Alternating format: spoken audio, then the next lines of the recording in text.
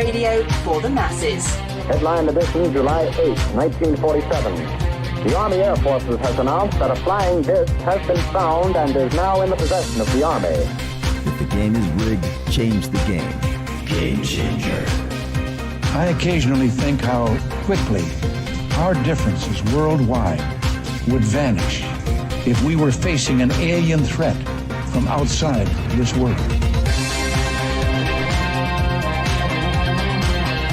This is Fade to Black with your host, Jimmy Church, on the Game Changer Radio Network and KGRA, the Global Radio Alliance. I need your help to get to the year 1985. You're listening to Fade to Black with Jimmy Church on the Game Changer Network.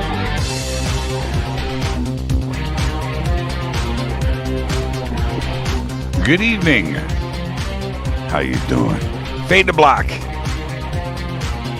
Bespoke Radio for the masses. Yeah, man. Today's Tuesday, June 22nd, 2021. 174 days into the new year. Only 191 days left.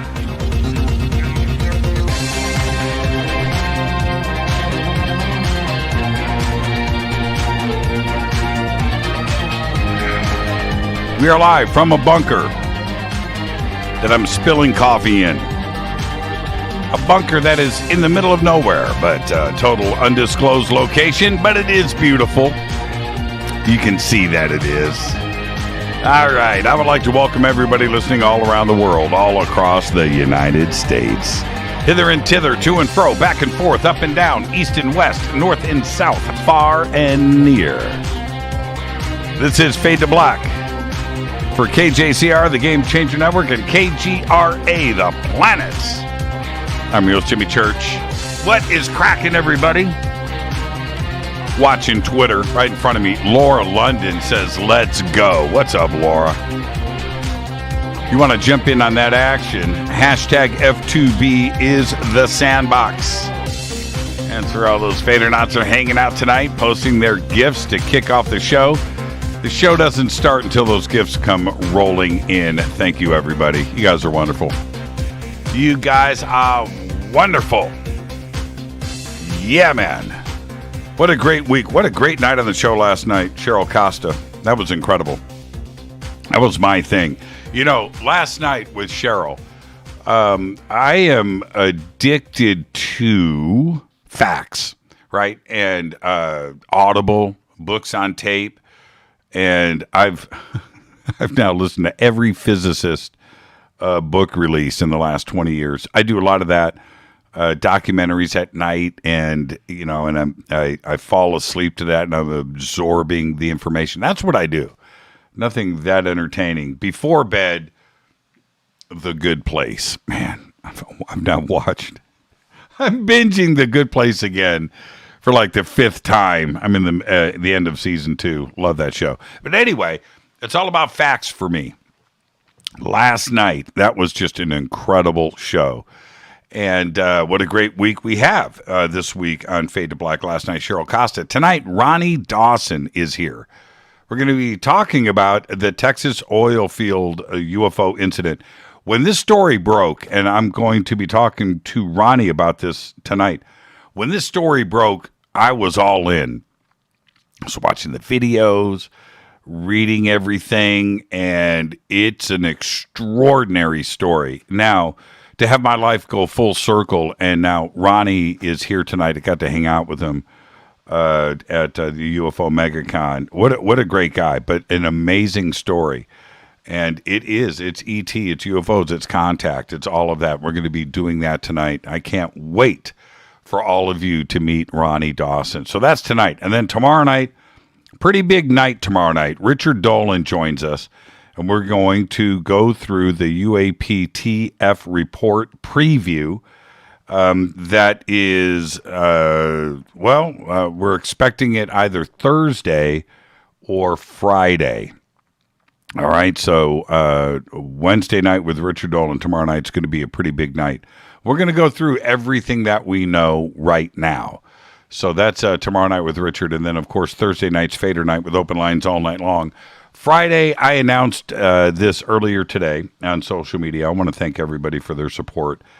In that Friday, I'm flying home to Indianapolis, my second trip to Indy, and for my father's memorial. And it's going to be great. And the memorial is on Sunday.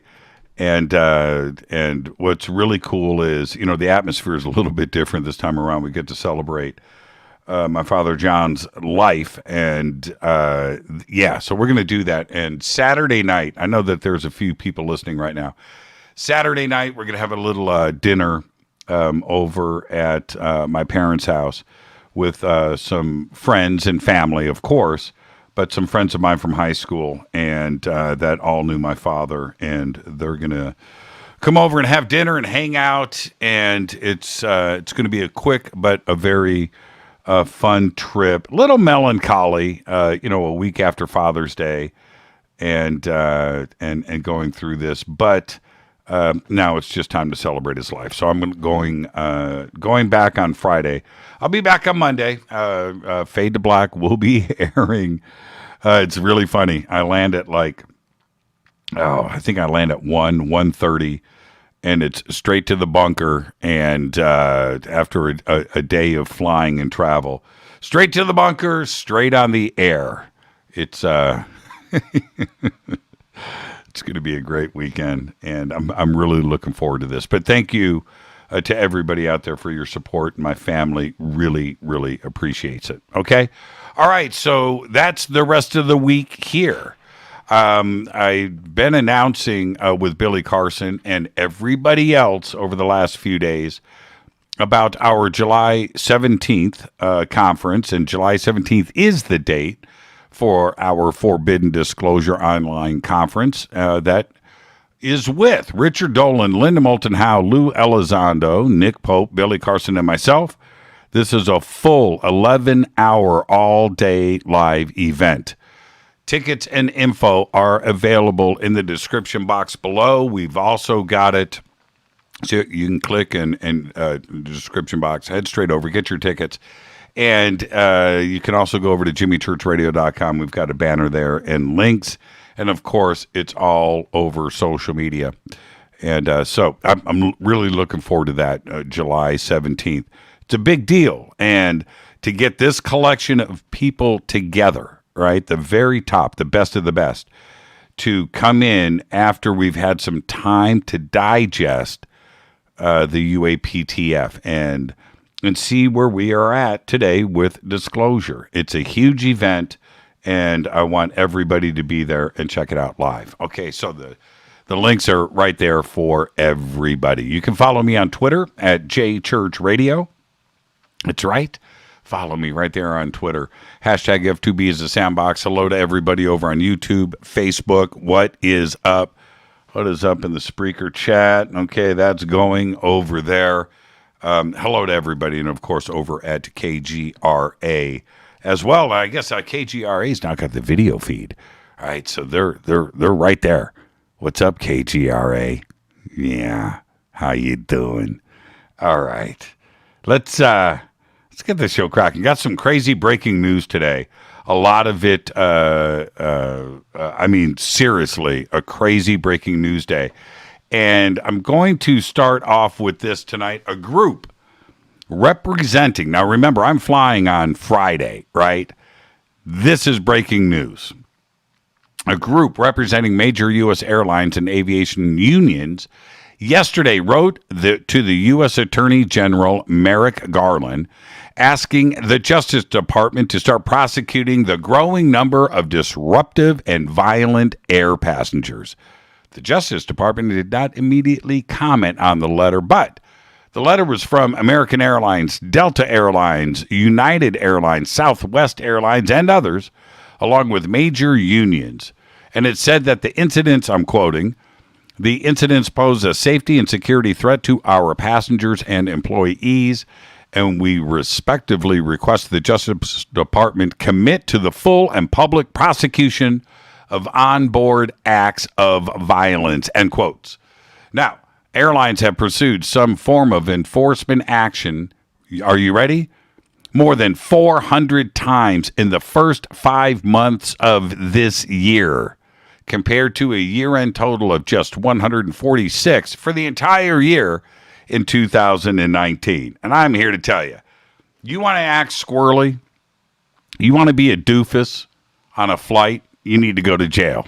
I don't care what it's about.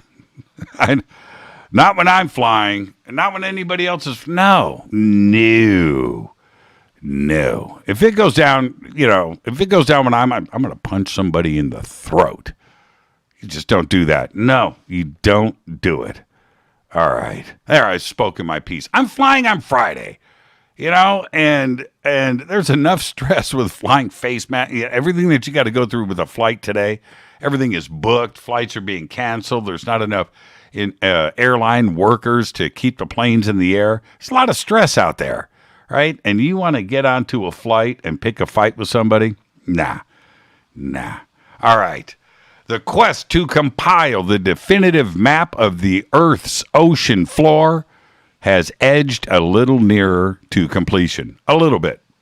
Modern measurements of the depth and shape of the seabed now encompass about 20.6% of the total area underwater, right? So about a fifth.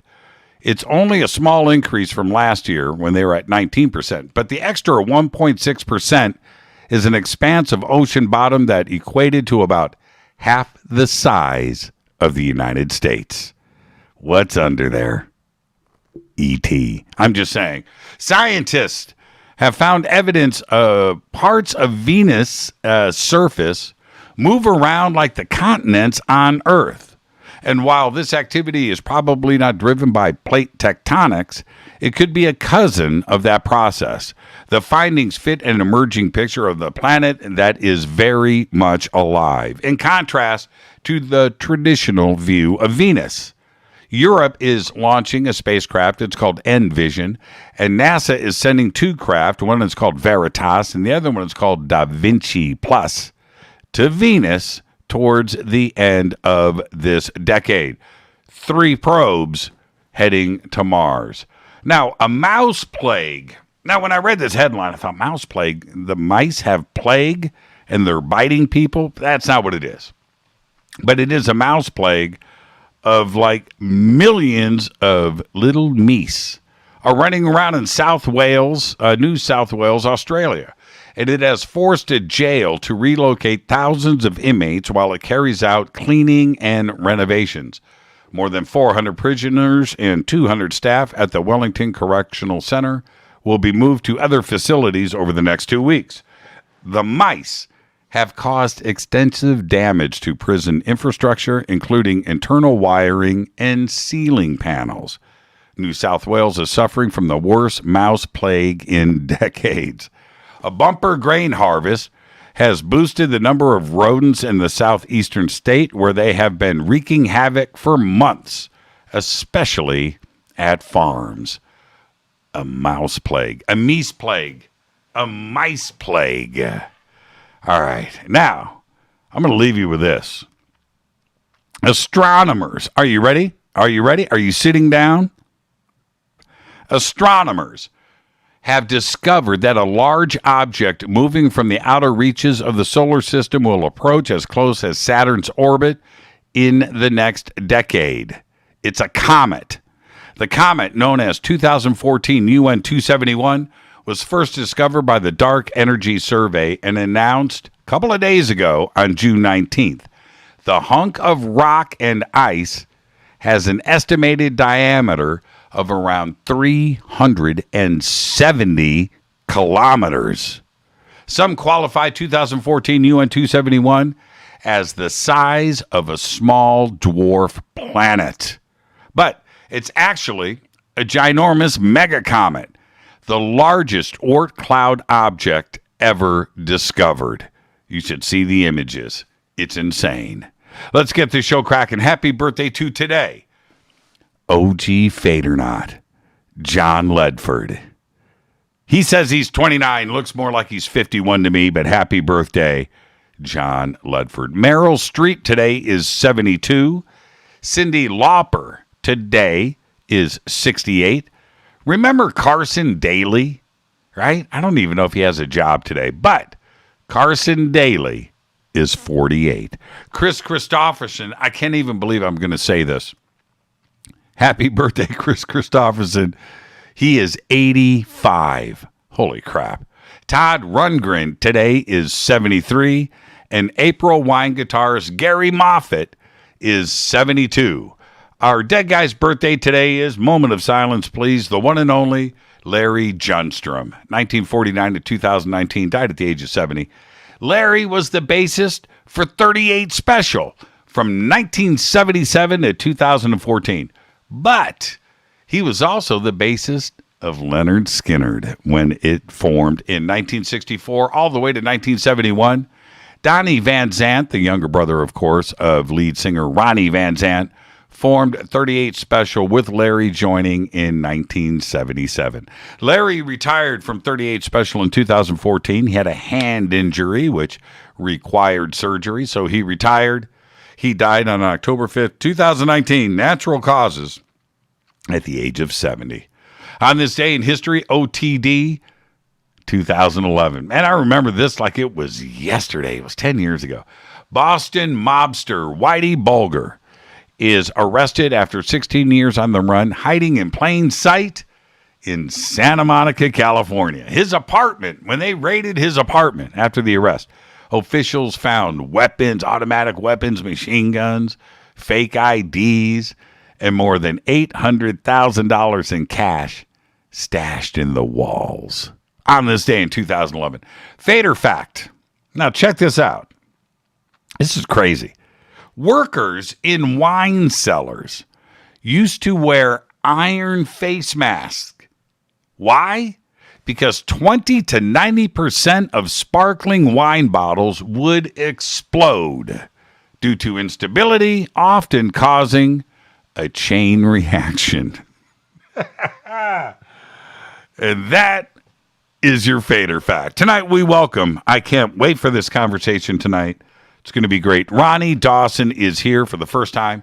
We're going to be talking about the Texas Oilfield UFO incident. Tomorrow night, Richard Dolan joins us. We're going to do a full UAPTF preview special event. All of that is tomorrow night. Thursday is Fader night.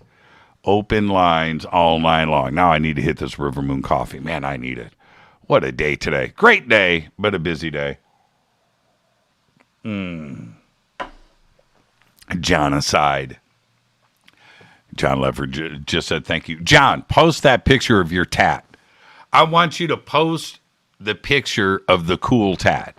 Will you do that right now? Let me retweet it. Come on, John. I know you're listening. All right? John, post a picture of that tat. I have it somewhere, but just do it. Just do it. Happy birthday, John. All right. Oh, man. Rivermoonwellness.com. Rivermoon Coffee. Fade to Black blend.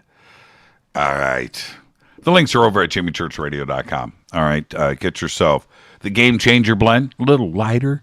It's a little milder. It's a kinder, gentler version of Fade to Black blend. That's right.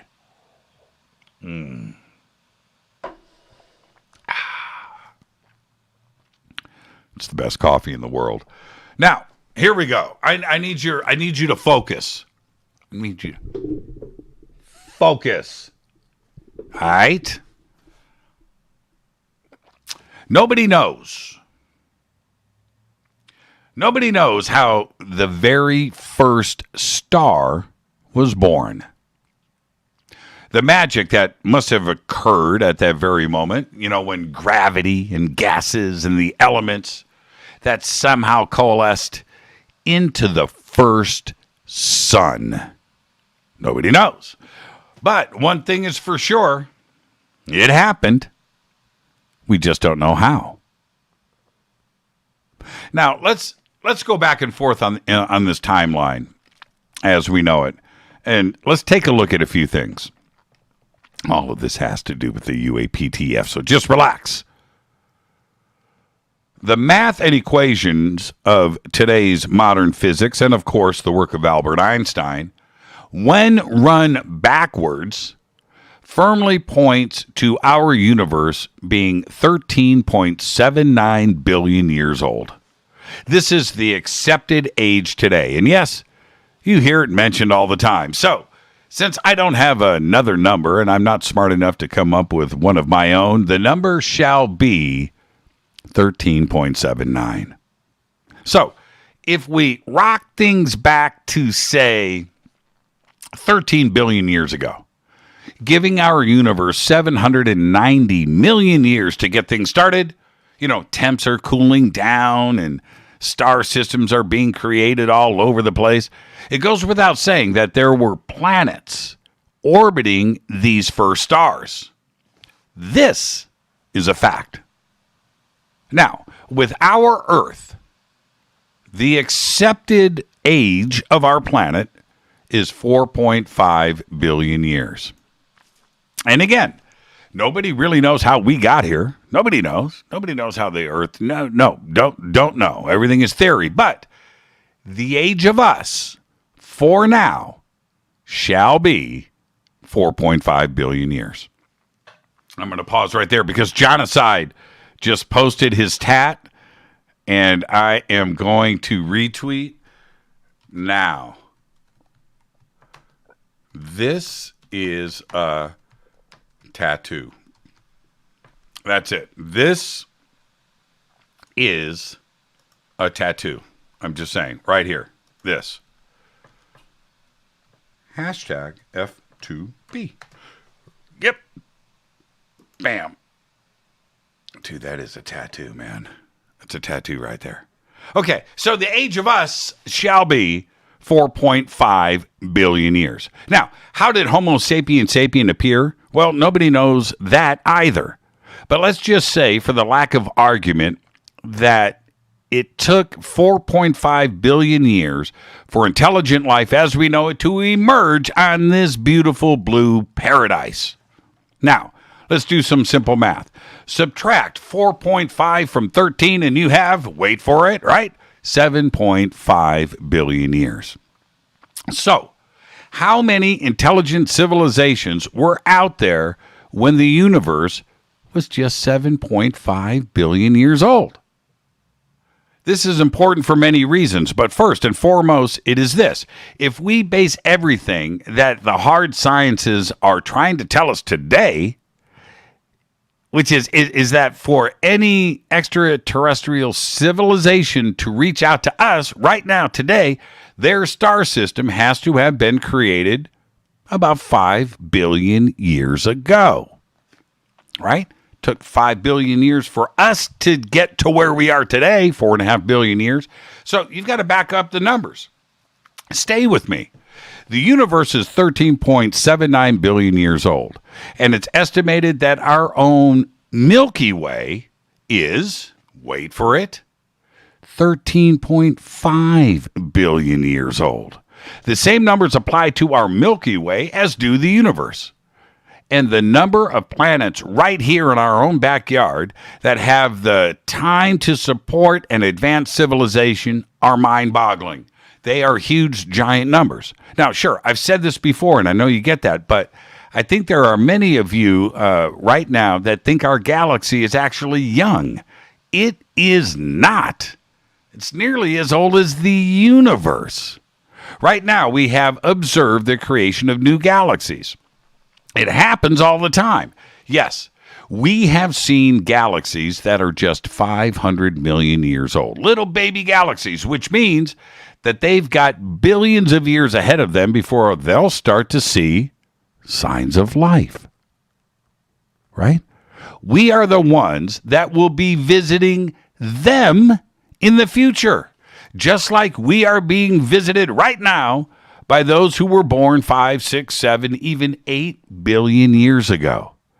If you think about the Drake equation or the Fermi paradox, you know how much life is out there and where are they all at, you know, that whole thing, and you plug in the numbers that I've just given you, we are not talking about how much life is in the universe for sure. We are talking about how much life is right here in our own backyard. This is simple math and logic that is just now becoming a part of our reality, both with science and philosophy. Right now, we actually have our government fighting about an ET presence here on Earth. Now, all of this should have been discussed and out in the open from the very beginning. The numbers in science say that it is so. Seriously. Our eyes say it is so. And now, apparently, our very own military says it is so. So here's the deal.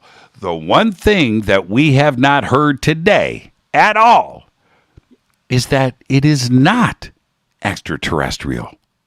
Nobody has come out and said, hey, there's no evidence of any life in our Milky Way or the universe. Nobody has said that. And just that silence alone is a deafening volume of decibels. We are 48 hours away from the UAPTF report and a new chapter in human history. It's our birthday. We are at the age of 5 billion years. This is Fade to Black. I am your host, Jimmy Church. Tonight, Ronny Dawson is here. Going to be talking about the Texas Oilfield UFO incident. Tomorrow night, Richard Dolan. It's going to be an epic night tomorrow night. Richard is here. We're going to do a full review.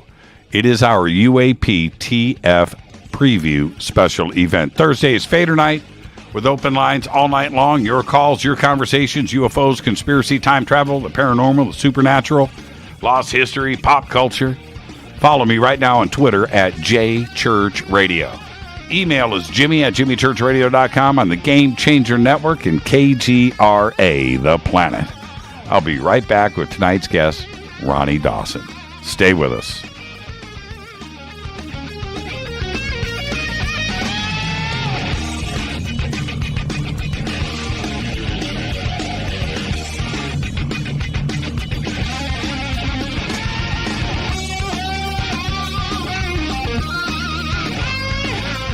This is Nicole Church, daughter of you-know-who, and you're listening to Fade to Black on JimmyChurchRadio.com and the Game Changer Network.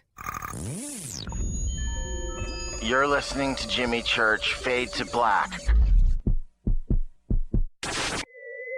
Fade to Black will now pause for alien identification. The station that talks the net. KGRA Radio. Introducing the Game Changer blend from River Moon Coffee that delivers a customized blend made specifically for the Fadernauts. If the game is rigged, change the game. It's a bolder cup with some bite. Game Changer is the coffee of choice for those that prefer an organic dark roast that is slightly lighter and milder, but it's still dark. With wild notes of pecans and chocolate with a rich, balanced, full-bodied cup that is roasted to perfection for a great coffee to start your day, as an after-dinner coffee or anywhere in between. Artisan, small batch roasted to perfection. USDA certified organic, all River Moon coffee is freshly roasted and packaged in the USA. Just go to rivermooncoffee.com or click on the banners over on our site and use the promo code F2BBLEND for 15% off of your order today. rivermooncoffee.com. This is the only way forward. This is Fade to Black. Make contact. KGRARadio.com. This is Jimmy Church of Fade to Black, and you can get our podcast for just $2 per month. All you have to do is click on the podcast banner over at JimmyChurchRadio.com. Hi, folks. It's troubling times, and fear is pushing emotions, which in turn pushes health the wrong direction. Do you ever get an ache because life is uneasy? Try Life Change Tea at wtih.com. Life Change Tea works on your digestive tract, helping to move food through quicker and comfortably so your health is spot on. Life Change Tea may not help with world issues, but it will help with your digestive issues.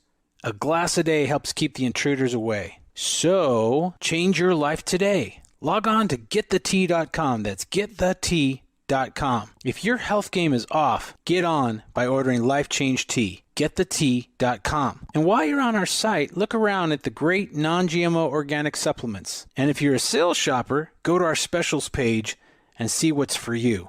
I've been drinking the tea for 12 years, and I'm sure glad for its health benefits. Again, that's GetTheT.com. GetTheT.com. The tea that makes you go. Fadernauts. When you think about the future of our country and where we're headed, do you wonder about the food supply? I do. Disruptions in the food supply chain could be disastrous, and they usually occur with little warning. That's why the smartest thing you can do today is to stockpile emergency food, water, and other essentials. I personally recommend My Patriot Supply. They're the nation's largest emergency preparedness company, serving millions of customers for more than a decade. In fact, they're the only source my family trusts for our preparedness plan. You should too. Right now, save 20% off a full 4-week supply of delicious meals that provide 2,000 calories a day. Saving 20% helps too, doesn't it? Especially now. So go to preparewithjimmy.com and get ready. That's preparewithjimmy.com. There's no time to lose. Do it now. 9 out of 10 geneticists agree. Fade to Black is not your father's radio show on the Game Changer Radio Network and KGRA, The Planet. Hi, this is Rob Reiner from Anvil, and you're listening to JimmyChurchRadio.com. What's up? I'm Chris. What up? This is Kyle Manson. You're listening to Jimmy Church Radio.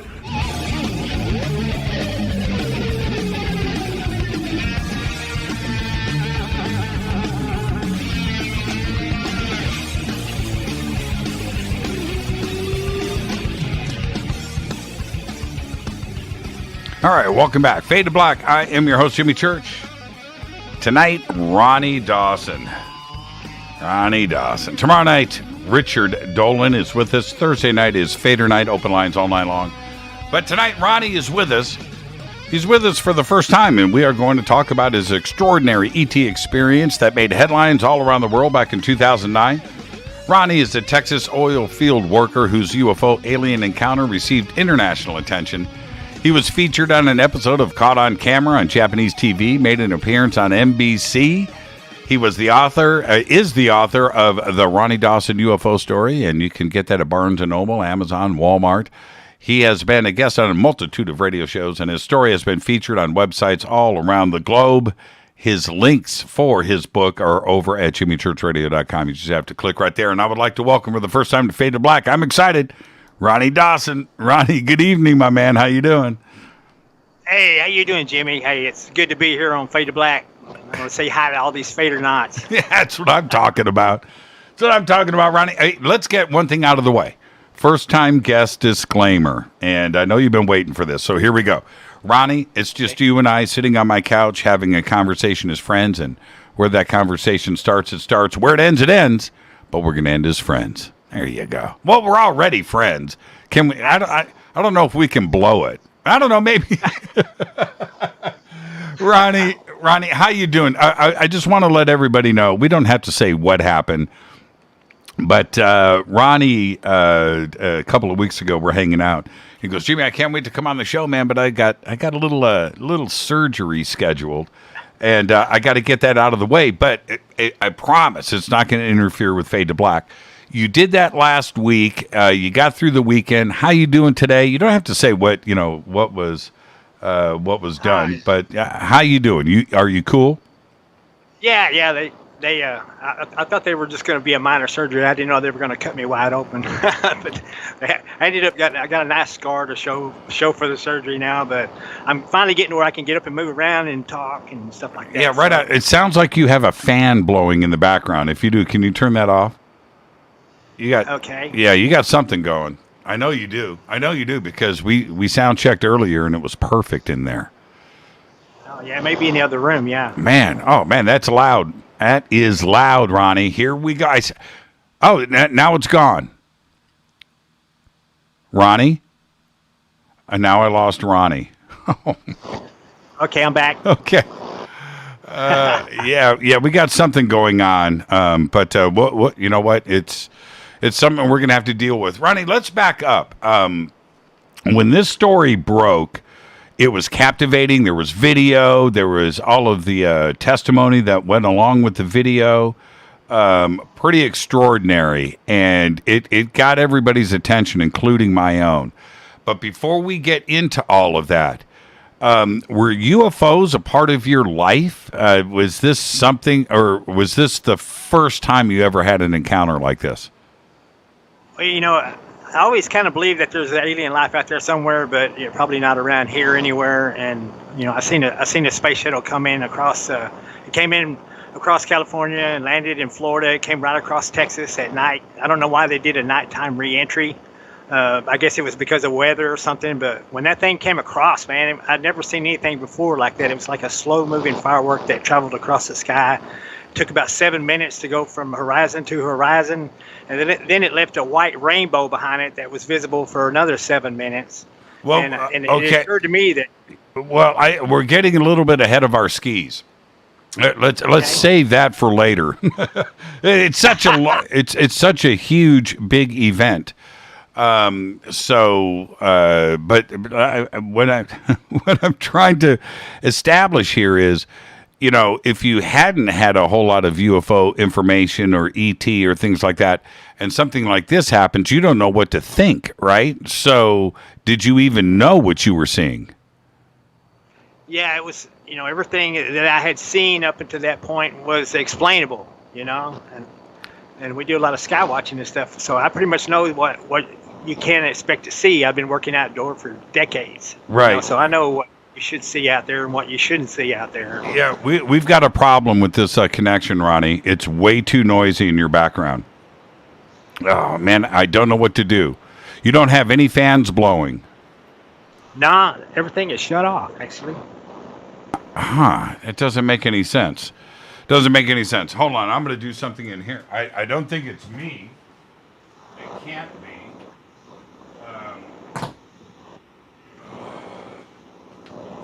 Let's see if that...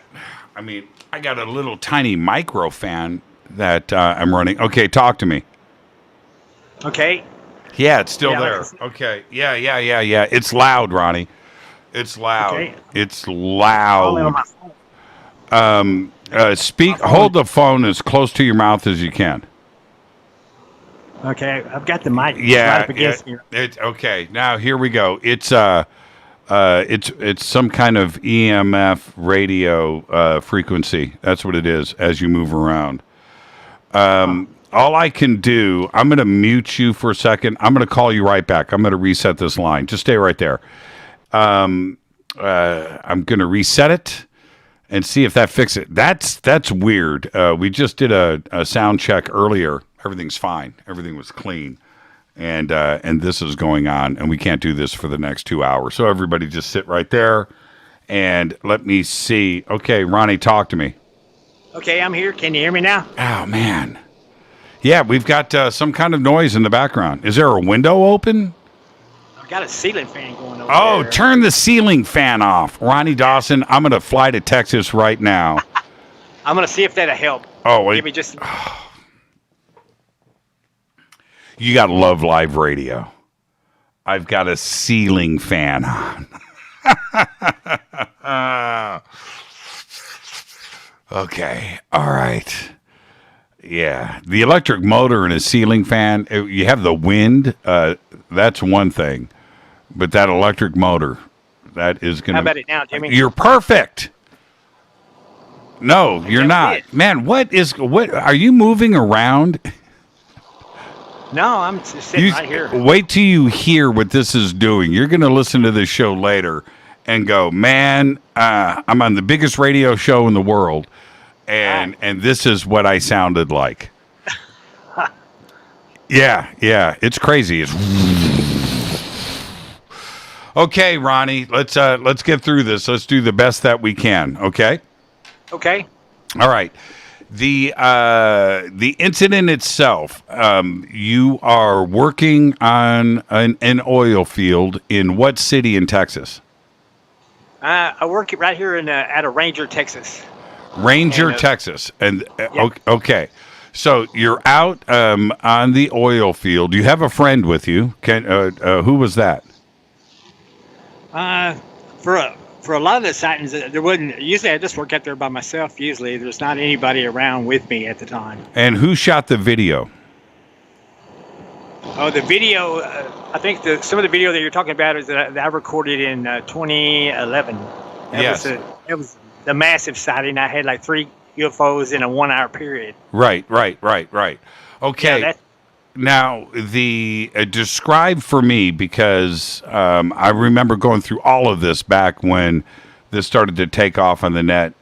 You saw things from the other side of the oil field, right? Yeah, like I said, I hadn't seen anything for over a year. Then all of a sudden they showed back up, and this time I had a camera ready for them.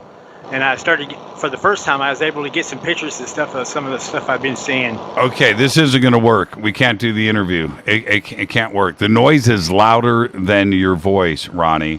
So this is what I'm going to do. You stay right there. I'm going to take a commercial break, and I'm going to call you directly on your cell phone. Okay? Okay. All right. Let's take a break right here. Got to do it. Sorry, everybody. This is Fade to Black. I am your host, Jimmy Church. We got to get the audio right. I can't concentrate. Neither can you. So I'll take a quick break right here. This is Fade to Black. I'll be right back with Ronnie Dawson. We'll get it right.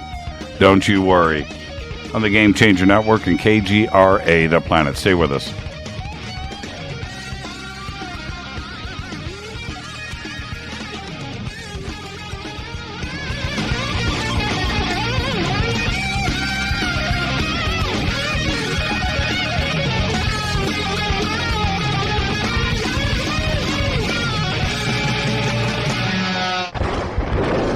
This is Fade to Black with Jimmy Church on the Game Changer Radio Network and KGRA, the Global Radio Alliance.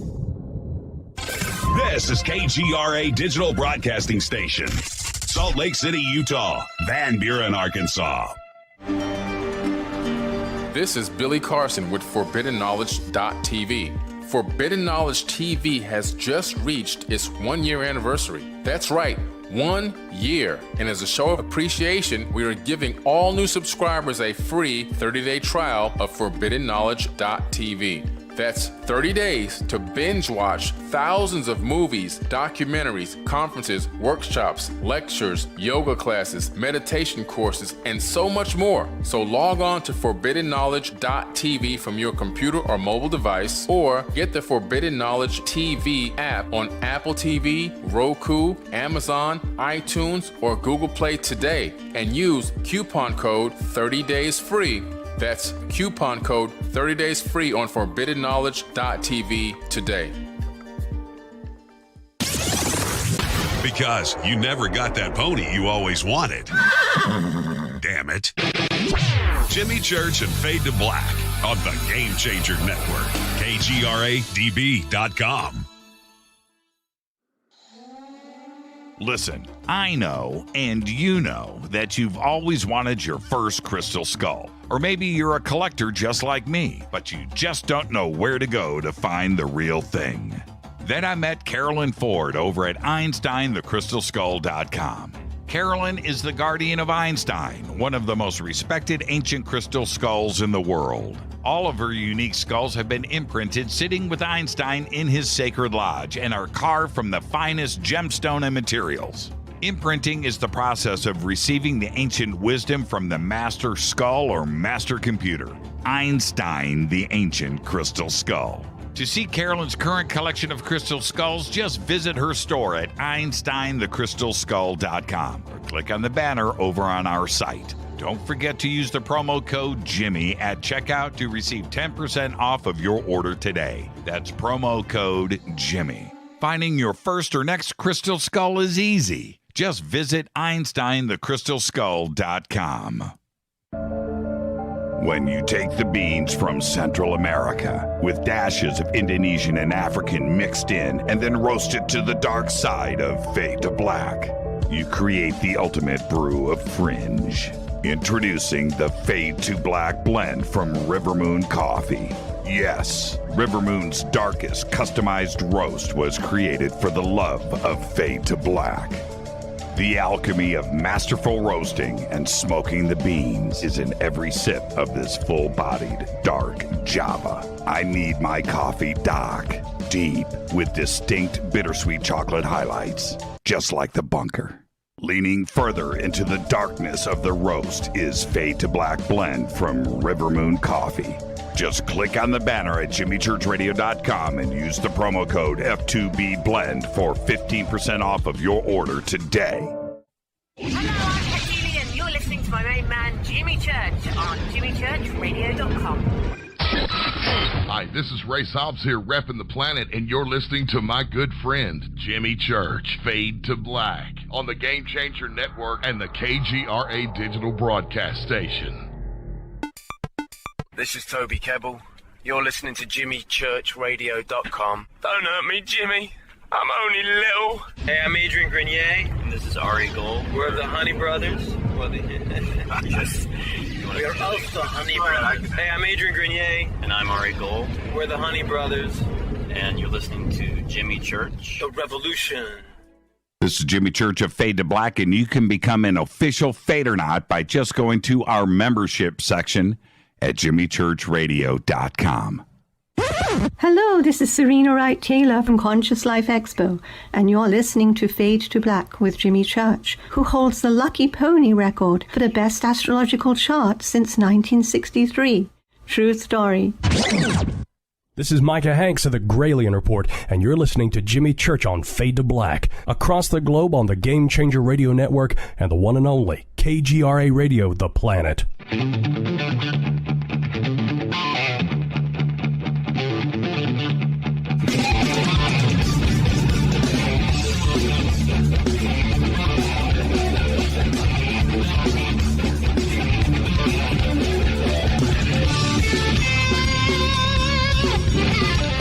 Welcome back, Fade to Black. We are back.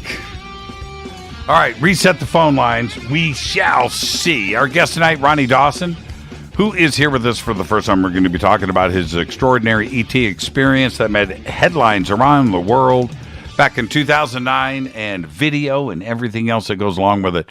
And there's another component to his experience. And if there's any kids listening, Ronnie. Yes, sir. Now you sound perfect.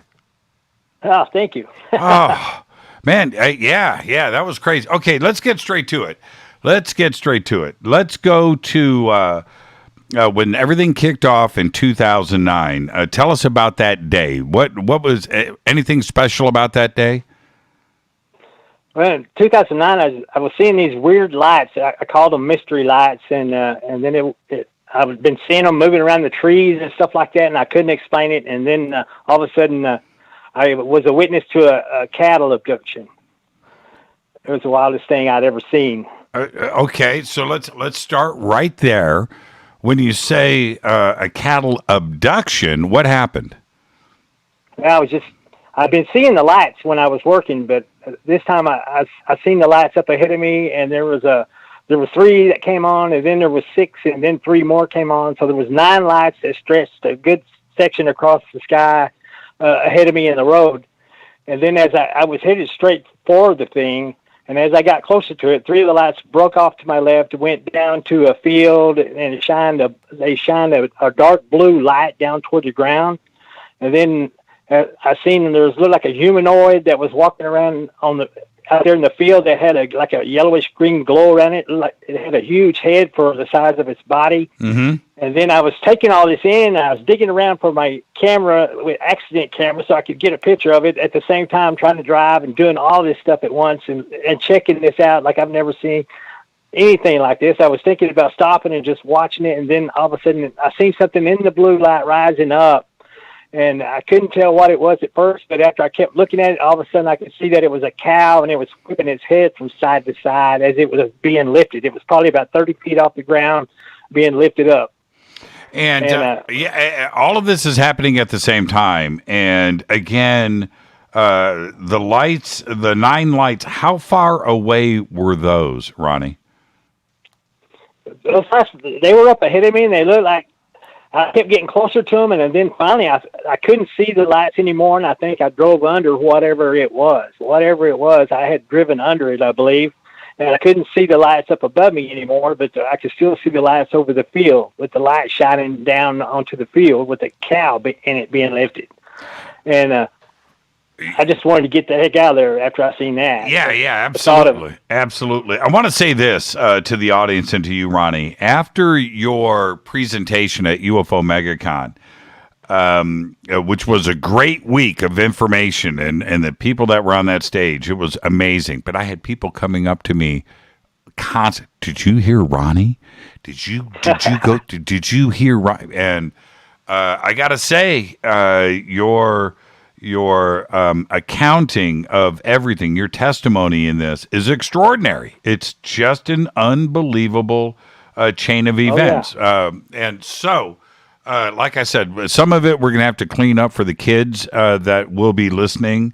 And you know what I'm talking about. We'll get to that too as well. I hope we have everybody's attention right now, like we had.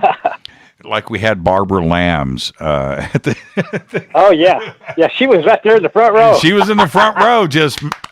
Okay. So anyway, the being that had the glow around it. How far away was he from you? I'd say that it was probably about a quarter. They were about a quarter mile from the highway, off out in a field, and the field had a few trees that were scattered about, but it was mostly just a cattle pasture with a pretty, fairly tall grazing grass in it, and you could tell it was a humanoid, and you could tell the head was huge for the body. As far as it was away, and it was at night. That was all I could really tell about it. I couldn't see any facial features or anything like that on it. But as far as the cow being lifted, I work in the oil field, and we've had to take cattle out of pump jacks that have gotten killed and stuff like that. And the cow looks a certain way when you pick them up with a cable. And this cow wasn't being lifted like that. You could tell that the head was down a little bit, and the back was the rear end was kind of up, but it wasn't like it was being hoisted up by a rope or anything like that. It wouldn't have looked like that. It was floating. And, it was floating. Yeah, it was floating. It was freaking out, and it was whipping its head from side to side in terror, I'm sure. And the thought of stopping and watching all this went right out the window. And I started looking, making sure they wouldn't follow me after that. I just wanted to get out of there before they decided to take me along with him too. Yeah, right. Now I have to ask. So above the cow, the blue light, and the cow is in the beam, right? The tractor beam or whatever you want to call it. Did you see the craft above the cow?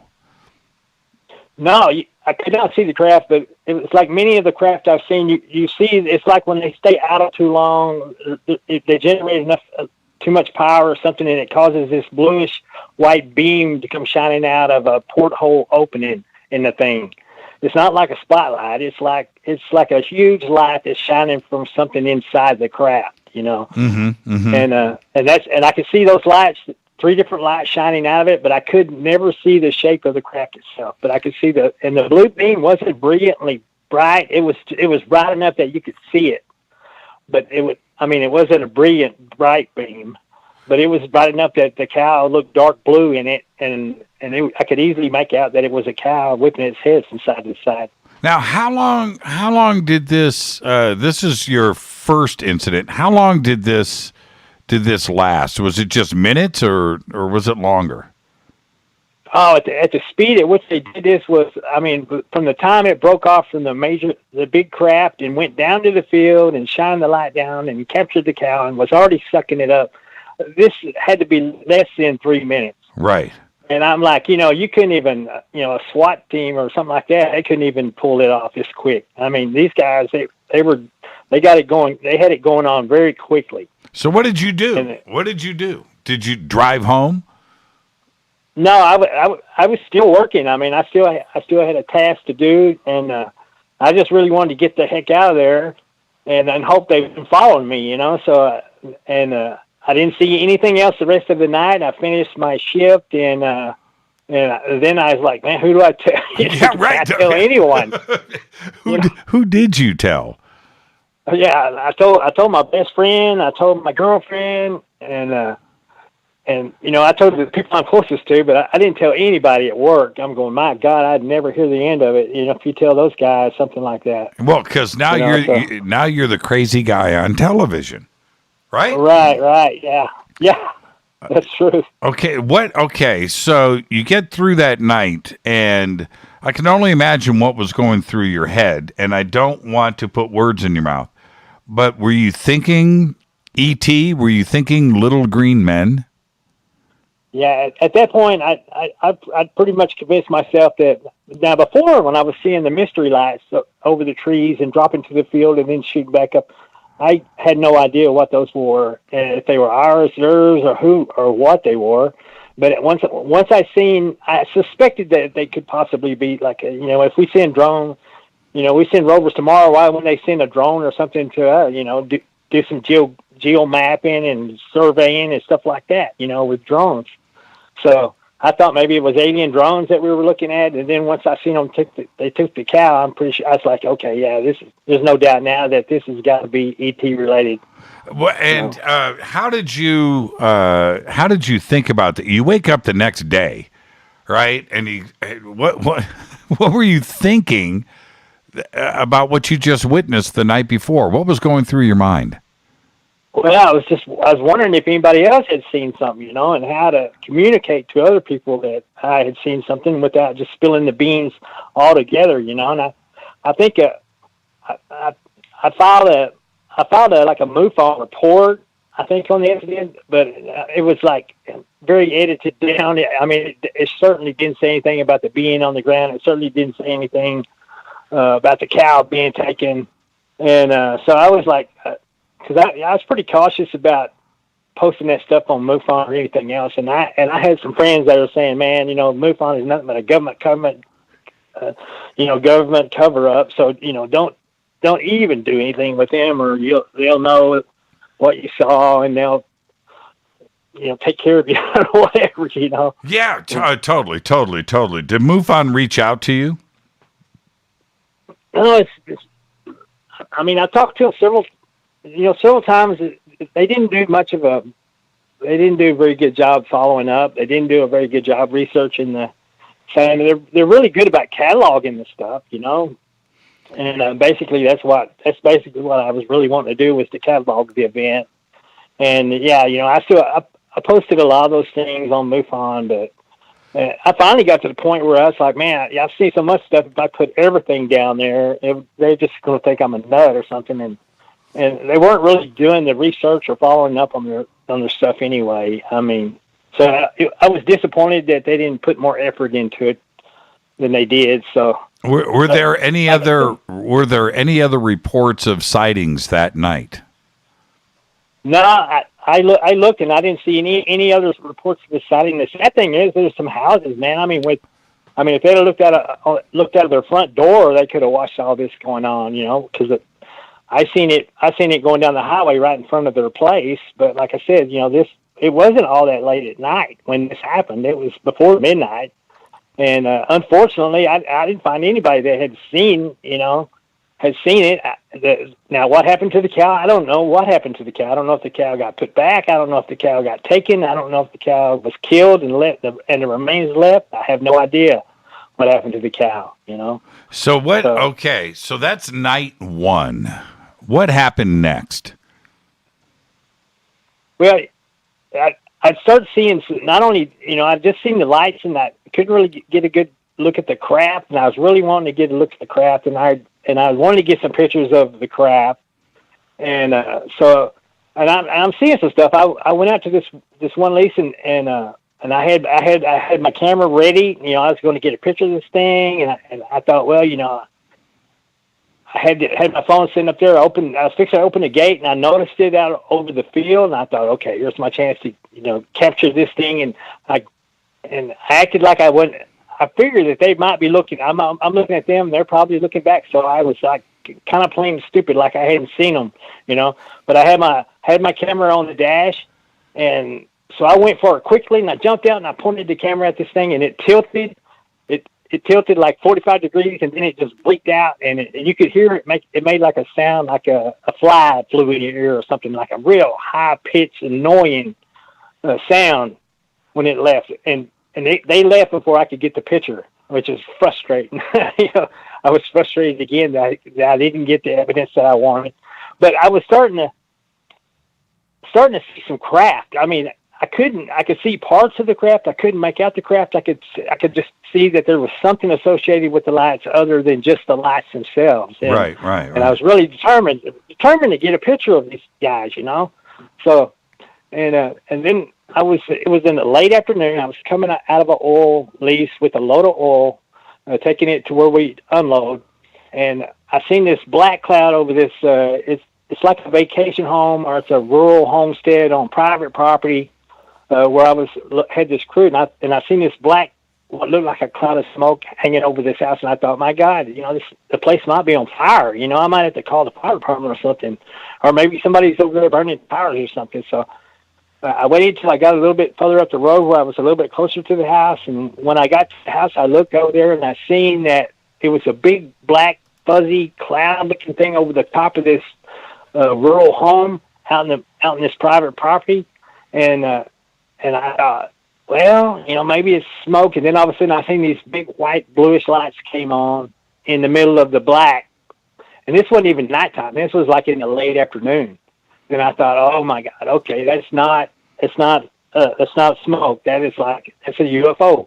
And then I seen it, and I guess it seen me, and it started moving away from the house, and I was actually like following the thing down the road, and I had my camera out, and I opened my camera up, the lens extended, and I was fixing to get a picture of this thing right in broad daylight, and my camera lens opened all the way up, and then the display screen never came on, and that camera just froze in place. I mean, to this day, I could change the batteries out in it or anything, and nothing would happen. So I had my camera locked up. I couldn't get a picture of it. So I was just sitting there following this thing and then watching this thing. And then all of a sudden, this thing it was moving slowly away. It wasn't like it was in a hurry. I was following it in my truck out of this private property, and all of a sudden the thing just became translucent. It just, the black just faded to blue, like you couldn't see, like you could see right through it. And I am looking at Ranger, Texas, and it's remote. I mean, how many miles west of Fort Worth is that? We're about 80 miles. Yeah. 80 miles west of Fort Worth. And then Abilene is probably about the same distance away. Yeah, we're about 60 miles from Abilene. Yeah. Up here in the Northern Hill Country. And that's it. We're not that far from Stephenville, Texas. Stephenville, Texas had the mass sighting in 2008. Right. I'm looking at Stevensville right here. But this is remote. I mean, you've got some trees and you've got some forest land and things, but Ranger, Texas is pretty isolated. Yeah, we're very rural around here, and like I said, I drive a $250,000 worth of equipment off down into some locations that you probably wouldn't want to take a Jeep to, Right. I go off into some rough places to get my oil. The oil is where it's at, and they have to, you have to go to where the oil is at. And some of the leases I go to are 10 miles off the highway, the travel highway, back in private property. So Right. Okay, so let's go back to this. So the craft is moving away. You said it wasn't in that much of a hurry. It was above the house. If you had to guess at altitude, how far above the ground was it? I say it wasn't more than about 30 feet above the house when I first noticed it, and then the altitude, it started climbing a little bit in altitude. I'd say it probably still wasn't more than 100 feet or so off the ground as it was moving away, and it had the big lights on it, had the big whitish blue lights that were in the middle of the black, and then when it faded to translucent. It just went translucent, like you could see it almost looked like a heat signature on it, and it just faded completely out. You could see right through it. Now, I never saw it shoot off or anything like that, and a lot of times I've seen them. They do that. The lights just go out and the thing just vanishes. I don't know if it's their stealth start working or what. Right. And this is in the day too as well. So now you can now you can see something. What did it look like? I mean, I was hoping that it was so fuzzy looking. It's like even if you would have had a good camera and a good lens on it, the picture would have been fuzzy because this thing looked fuzzy. It was like I don't know. It was like the image was being distorted to some degree. It was like you couldn't see no fine detail. It was just a black blur moving it across a clear sky with the lights in the middle of it. Staggered, 4 lights staggered. From throughout the thing. Now, was it did it have a shape to it? Was it a disc? Was it triangular? Was it rectangular? Did it have a shape? I'd say it looked more like a disc to me. I couldn't see an apartment above it. I couldn't see a compartment below it. It just looked like a big saucer with the lights on it as it was moving away. And then, when it went to translucent, it was, I was waiting for it to shoot off or something like that, but it didn't. It just went invisible. It was like their stealth started working or whatever. Maybe they forgot to turn their stealth on. I don't know what the story was on that, but I was excited because that was like, my God, that was like a craft sighting, and frustrated that I didn't get no pictures of it. But this was, I had seen like 2 craft, there was 2 craft within like 6 days. So I was starting to see some craft now, and I was excited about it and hoping to get some pictures of something. Now, and I had me a do you have camera. Yeah? Do you have a size? Was it the size of the house, or was it bigger than the house? It actually looked like it was bigger than the house. It was, actually, it was bigger than the house. I mean, it completely covered the surface of the house, and because I thought, the place might be on fire. I might need to call the fire department. Mm-hmm. But then I seen it move off, and I'm going, okay, well, that is certainly not smoke. And then when I seen the white lights come on, I'm going, okay, there's a UFO hovering over this house, and God only knows. And I kind of was wondering, man, I wouldn't want to be in that house when this thing was over the top of it. God only knows what'd be going on inside there. Yeah. And then it started moving off. Yeah, so, I'm starting to see some craft, and I'm excited about seeing some craft and determined to get some proof, because I know people need proof, man. I'm all about getting the proof. If I can get the proof, I want to get the proof, So I was frustrated that the camera didn't perform. I know the batteries were good on it. I do not know why that camera malfunctioned. I mean, I hadn't had a lick of problem with it. It had good batteries in it, everything. And it extended, and then it just locked up. The display screen would never light up. Nothing, man. It was disappointing. Terrible timing for it to fail or whatever. Now, let's call that incident number 2. Okay? Well, let's call that. That is crazy. I would have done anything to been with you in that truck to see this. I'm picturing it in my mind, and it's just incredible to listen to you describe this. What happened next? And I thought, man, you're here I am. I'm driving a hazmat truck full of flammable material, and I'm following a UFO. I'm thinking, my God, this has got to be the strangest, craziest thing you've ever done in your life. Yeah. Stupid is UFO with stupid is the word, Ronnie. You can say it. Right. Not smart, but okay. Now, incident number 3. What happened next?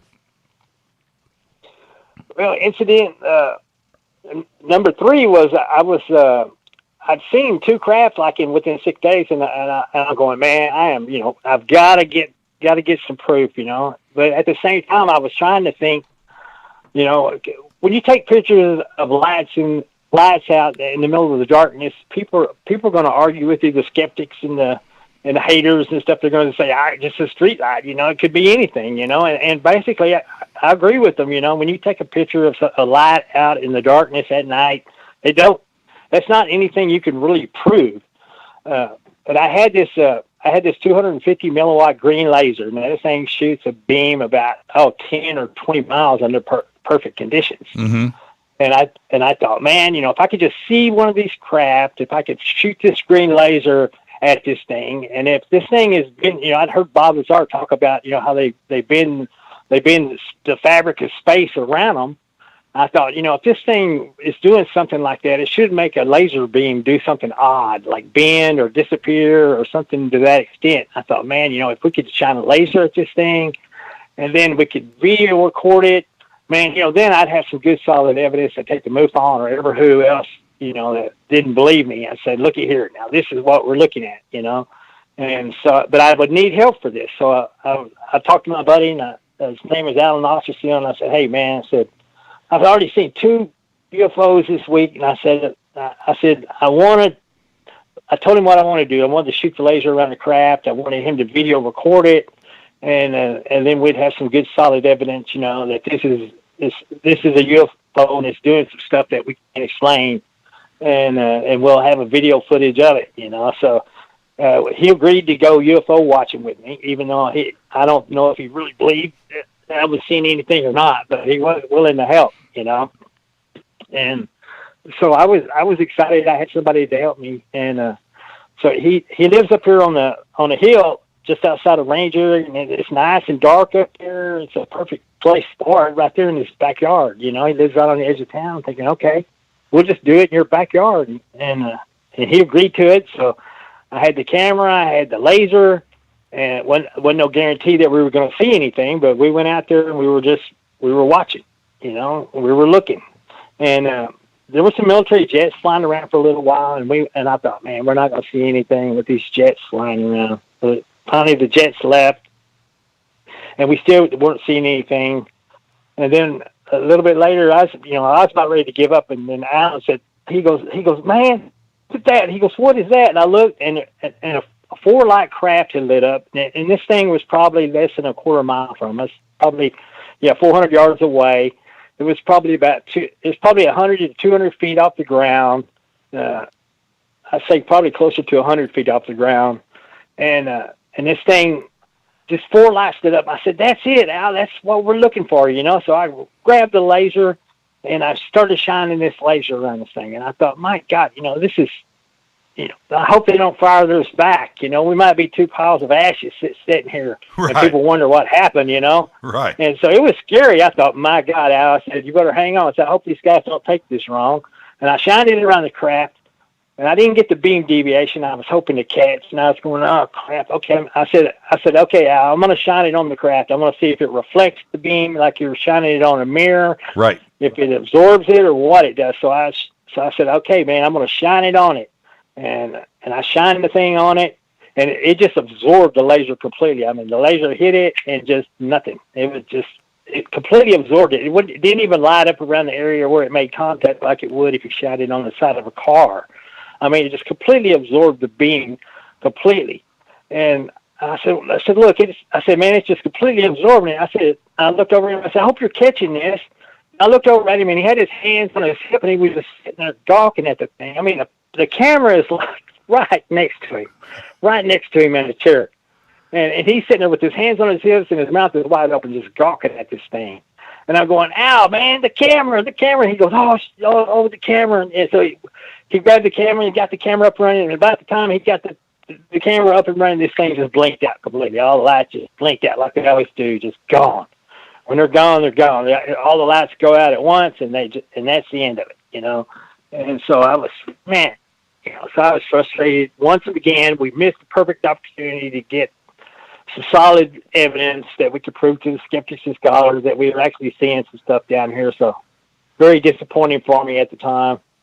And so I was like, wow. But, I had a friend, for the first time I had my buddy Al, he got to see a UFO, and I don't blame him, man, because when that's the last thing in your mind when you see something like that is to grab the camera, which is right next to you. But it was his job. It was his job, Ronnie. That was his job. That was his one job. He had one job, and he failed at that job, I want to share this with you. I'm going to make this real quick. I want to get back to your story, but this is many years ago, and I'm tracking this green chrome ball, and I can see it. I'm watching. I'm with like 100 people, and they have those military lasers, right? So I'm tracking it. I'm looking at it, and I can see it, and there's like 4 or 5 lasers that, and and when it's at a great distance, the laser, as it gets further out, it's harder to control, right? But what I could see is once in a while, the laser would light up the craft. And when it touched what I saw, it sparkled. It went, I could see it. I could see it sparkling. And it happened like 4 or 5 times. So what that told me was this thing that I was tracking, and I tracked it for like 5 minutes, and the hooping and the hollering, and it was crazy, and we all watched it. But it showed me that it was solid, right? I was thinking that maybe this was a ball of light. I didn't know what it was, but it looked like a green chrome Christmas ornament, right? And as these lasers would bounce off of it, it would sparkle. It was really cool to see. Okay, so back to this, and so this is incident number 3. Did the craft look like what you saw over the house in incident number 2? Yeah, from what I could tell, the size was the same as because it had the 4 lights in it, just like the other craft did, and it appeared to be the same size as the other craft did. But like I said, once again, I couldn't really get a clear look of the craft itself, just the lights and the distance that the lights were staggered apart. And from what I could see there, it looked like the same craft, So these guys, they're somehow or another, they're following me. They know that don't seem to have any trouble finding me. For some reason. Now, all of this, I have no idea. All of this is over like a 2-week period in 2009. Yeah, I started seeing the craft. Yeah, it was. I seen the lights for quite a while, but when I actually started seeing the craft and the cattle abduction, that all happened fairly quickly. And so I was man, it's getting intense out here. You almost couldn't go out there at night and not see something. Yeah, it makes me wonder about the military, the jets that you saw around there too, that maybe that could have been connected. That's a very interesting part of this story. So that's incident number 3. What happened next? Well, I was frustrated that once again I didn't get the evidence I wanted to prove that I was seeing some UFOs, and I didn't have the evidence to prove that they're being in time and space like I'd hoped to catch. So I came home. I went to work the next morning, came home, and I have a tabby Mancoon cat that lives in the house with me. And I had, my girlfriend still lives over in Easton because she's going to college and stuff like that. And so I'm just living here. I'm a bachelor with this cat. That's just me and the cat are living here at the house. So I come home and to my house, and my cat is missing. And so I start looking around, and in the 3rd bathroom of my house, I live in it's a house that's been added on to a few times. And in the 3rd bathroom that we don't really use very much, there's a big hole chewed in the floor, and my cat is like declawed. I'm like, how in the world did that cat make a hole in the floor like that? Is a hole chewed in the floor big enough that a cat could crawl through it? And I thought, man, and it looked like it had been made fairly quickly from the way the wood was eat up. So I was like, I can't understand. And then the cat's missing, so I figured he's under the house. So I started calling him. I could hear him meowing up underneath the house. And he sounds like he's pretty close to the hose. So I stick my arm, the hose picking up, I stick my arm off down there, and I start reaching around trying to grab the cat, see if I could feel him, grab him, pull him up through the hole. And I never could feel him, and I pulled my hand back up to the hole, and I looked in there, and then there's 2 scary-looking eyes staring up at me from down there through the hole. And I seen those eyes, and I was like, my God, I don't know if that's the cat, if it's something other than the cat. And I thought, man, you're crazy for sticking your arm off in there. God only knows what that is. And so I thought, man, I went outside, and I noticed that the blocks from the access panel had been pulled away from the house. Like something had pulled the blocks away from and these are big, heavy blocks that are just stacked up blocking this access panel. And they had been pulled away, and I wasn't even sure the cat was still in there, but I called the cat, and I could hear him meowing. And then I pulled the blocks out some and started calling him, and sure enough, here he come. He come running out from underneath there, and I grabbed him, and I put the blocks back to where they were. and got the cat in the house, and I patched the hole with some 30-year tin, like on the metal roofing tin that I had left over, and I put big wood screws through the tin to hold it to the floor because the cat couldn't get underneath there anymore. And so I was kind of frustrated by having to do all this, and so I'm sitting at home. It's getting time to go to bed. So I'm winding down, and I leave enough lights on my house to move around to go get a drink in the refrigerator without bumping over stuff. I leave the light on in the bathroom where I can go find my way to the bathroom without falling over anything. So I leave some lights on my house even when I'm sleeping. So anyway, I don't know. So I lay down in my bed, and the next thing you know, I start hearing dishes like breaking in the kitchen, and then I hear stuff being knocked over, and I'm thinking, my God, this cat is really a pain in my tail tonight. Right. I'm gonna have to get up and go see what's going on. When I tried to get up out of bed, I realized I couldn't move. It was like, I mean, the more force I put, it's like sand is stacked on me or something. I could not get up out of that bed to save my life, man. It was like I'm stuck. I'm glued to this bed, and I could move my eyes, but I couldn't move my hand or arms or anything like that. It was just like, I thought, man, did I having a heart attack, a stroke? What's going on here? But yet I could hear cabinets opening and drawers opening in the kitchen, which, a cat can't do that kind of stuff. So I was like, man, I can't get up. Well, then I look out of my bedroom door, and there's the cat. Now the cat, he's staring back towards the kitchen when all this noise is going on. So I'm going, okay. It ain't the cat. Yeah, it ain't the cat. It ain't the cat. Yeah. I know at this point that it ain't the cat. Now I got this health issue going on. I've got a scared cat looking back towards the kitchen, and I got something in my house. And next thing you know, the cat retreats in there to where I'm at, jumps up in bed with me. Now he's walking around like he ain't affected at all, but I'm still paralyzed in this bed and can't move. And then all of a sudden I see this brown streak go by the door opening. And I mean, whatever this thing was, it was moving. It was moving so fast that your eyes couldn't even focus on what it was, but it was streaked by. And then I seen another one streak by. And then I seen one streak back. And then I seen one streak over to the wall, and then I seen one run across the vertical wall sideways. And I'm going, okay, all right. See, I was clinging to the hope that this was a squirrel, this was a raccoon, this was something explainable.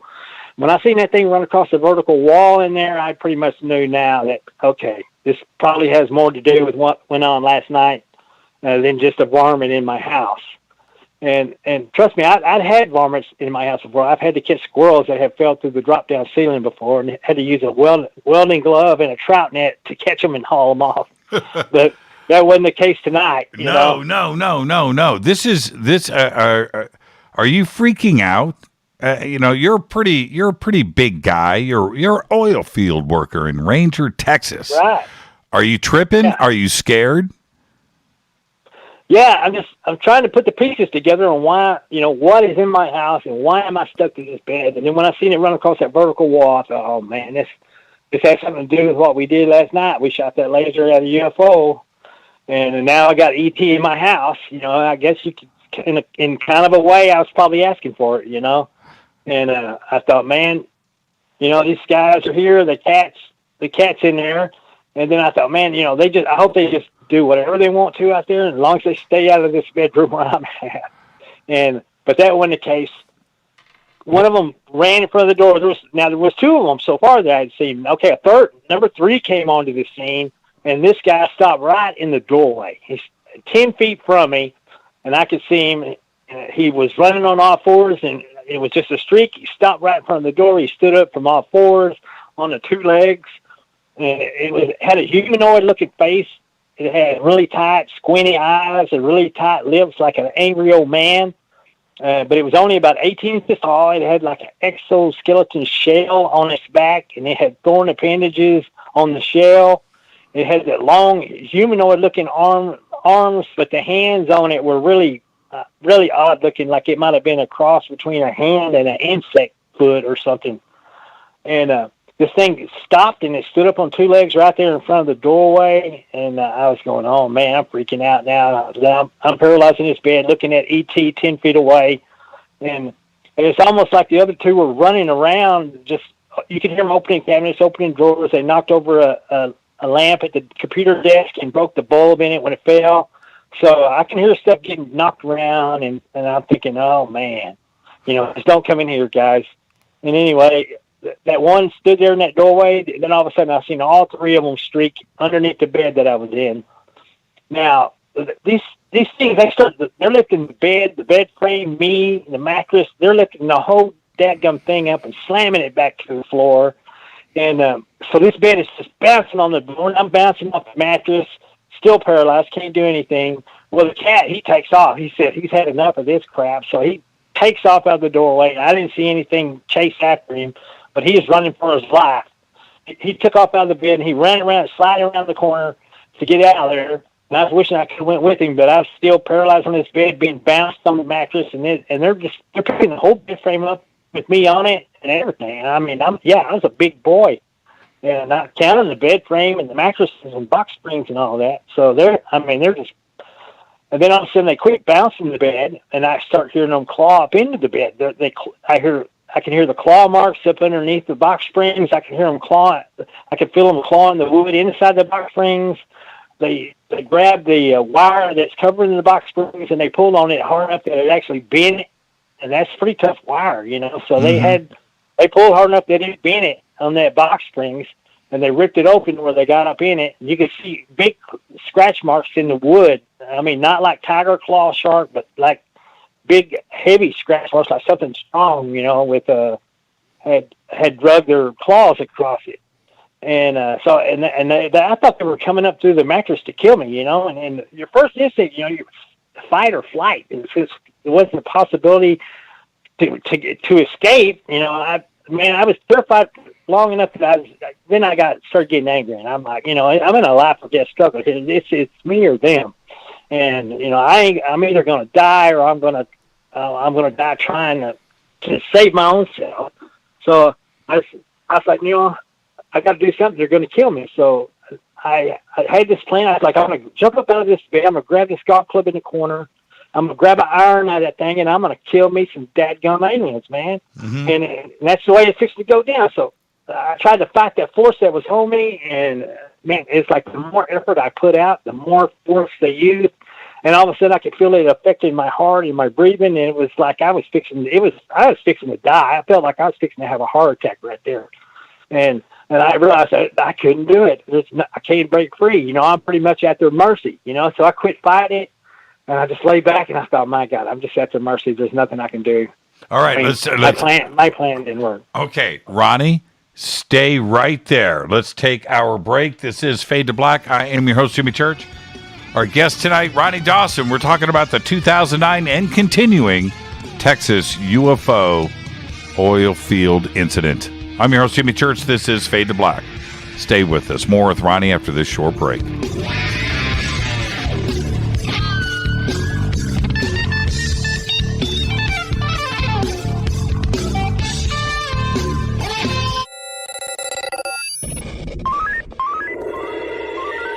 Way out here, we listen to Jimmy Church. You're listening to Fade to Black.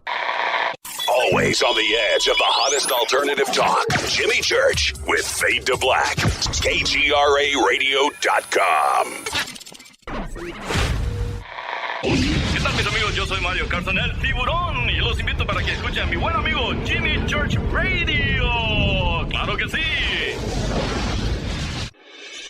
Do you want to be an official Fadernaut? Of course you do. This is Jimmy Church of Fade to Black. Just go to our membership section at jimmychurchradio.com. Fadernauts. When you think about the future of our country and where we're headed, do you wonder about the food supply? I do. Disruptions in the food supply chain could be disastrous, and they usually occur with little warning. That's why the smartest thing you can do today is to stockpile emergency food, water, and other essentials. I personally recommend My Patriot Supply. They're the nation's largest emergency preparedness company, serving millions of customers for more than a decade. In fact, they're the only source my family trusts for our preparedness plan. You should too. Right now, save 20% off a full 4-week supply of delicious meals that provide 2,000 calories a day. Saving 20% helps too, doesn't it? Especially now. So go to preparewithjimmy.com and get ready. That's preparewithjimmy.com. There's no time to lose. Do it now. So, you love talk radio? Then you'll love TalkStreamLive.com. TalkStream Live is always on, 24/7, with the best streaming talk shows. Find your favorite talkers and discover some new ones. It's free, readily available online or on mobile with any smartphone or tablet. Finding your favorite talk shows all in one place has gotten a whole lot easier. Just go to TalkStreamLive.com. Be sure to download the free apps from Google Play or the iTunes App Store. You listen to us, and we listen to you. And so does the CIA. KGRARadio.com. You are listening to Fade to Black with Jimmy Church on the Game Changer Network. Oi, oi, I'm Reese Evans. You're listening to Jimmy Church. This is Revolution. The revolution will not be televised. The revolution is on radio. Ciao.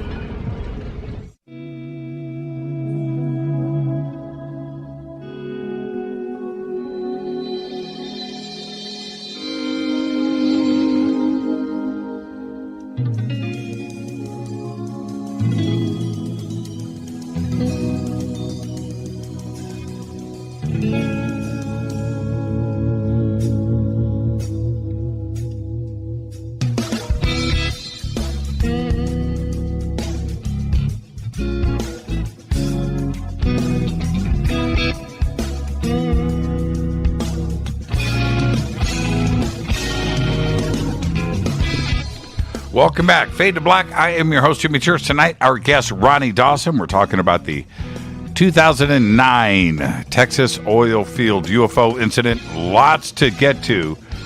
More with Ronny in just a second. I want to talk to you about Virtual Shield VPN. You need your own VPN today more than ever. You need your privacy. You need your search history kept to yourself. You need your location private. That is what the world is today. You need to do what I do. Have Virtual Shield on all of your computers. It's really that simple. It's all easy to do. And you get a strict no-log policy. That's it. Everything that you do, it's not logged. Your location is kept, it's a secret. Nobody knows. Your browse, your search, hackers, everything is now private for you. And it's all simple to do. Click on the link in the video description box below. It's right there, Virtual Shield VPN. Click on it, Virtual Shield VPN for 50% off today. You can also type into your browser, virtualshield.com/fade to black. It'll take you straight there, Virtual Shield for 50% off today. Get Virtual Shield VPN now. Our guest tonight, Ronny Dawson. And Ronny, I'm going to hold this up to the camera. Look what I got. I got gifted this today. That is a Fade to Black thermos. How cool is that? There you go. Ronny, hi. How you doing? Good. You know, Ronny, you're the best. Hanging out with you was one of the coolest experiences of my life. And you know, Eric went and stole one of the Fade to Black T-shirts. And threw it over to you, and you getting up on stage wearing that. It was just so cool. It was just awesome. But you are one of the most, look, man, you're down to earth. Your feet are on the ground, and you really know how to present it to us. I mean, I'm living it. So let's get to the mattress, man. Let's get back to the mattress. Okay. You can't get off the mattress. You decide to not fight. You were hoping to kick some alien butt. What happens next? Well, you know, they quit clawing at the mattress, and I heard them moving around over there with a gun cabinet. I have a gun cabinet in the bedroom, and it's locked, and inside that locked gun cabinet is where the laser's being kept. So I couldn't turn my head to look at what they were doing over there, but I could hear the noise was coming from over there, and I'm thinking, okay, they're trying to get to the laser. the gun cabinet's locked. I'm going, too bad for you. That gun cabinet is locked. And so I heard them mess around over there, but I didn't hear no glass break or anything like that. And then all of a sudden, it got real quiet. I couldn't hear anything, and I'm thinking, well, what's going on now? Then all of a sudden, just out of the blue, my body jumps up out of the bed. I'm angry in a fit of rage, and I say a cuss word, and I grab the golf club in the corner. Now, I had tried to do this 5 minutes earlier and couldn't pull it off, right? And now I'm doing it without even telling myself to do it. It's like my body is just acting on something I told it to do 5 minutes earlier. And all of a sudden, I'm sitting there angry and pissed off, and I'm holding this golf club in my hand, and I'm thinking, well, it's time to go on an alien hunt. And so I start walking around the house, and I see that every cabinet, every drawer in the whole house had been opened up. And I've seen the dishes that had been knocked over and broke in the kitchen. I've seen the lamp knocked over at the computer desk.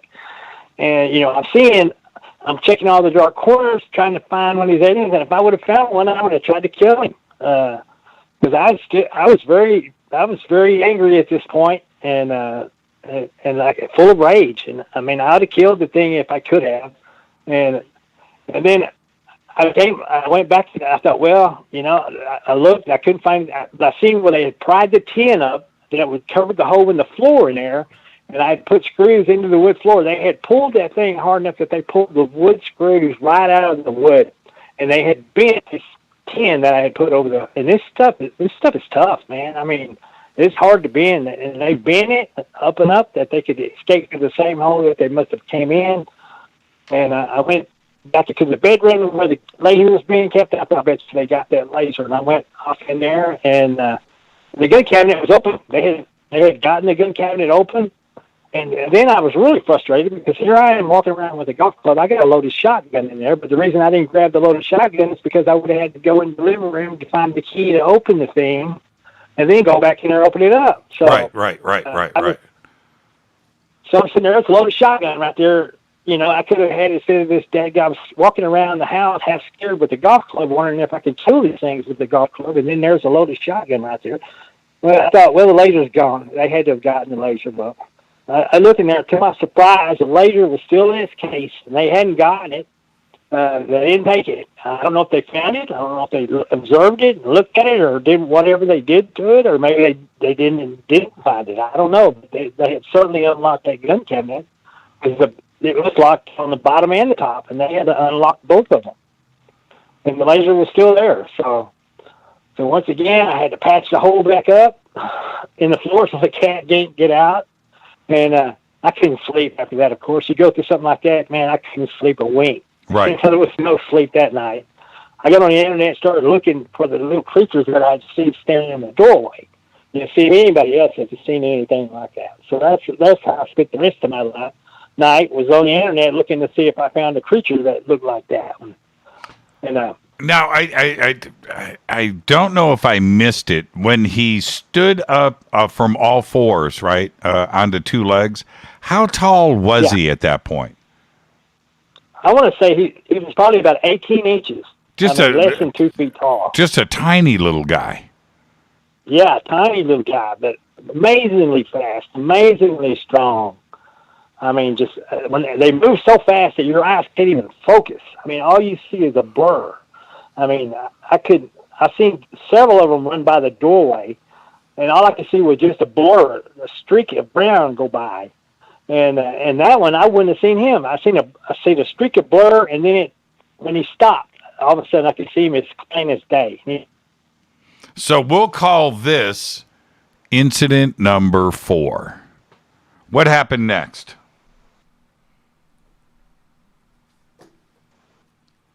Ronnie, did I lose you?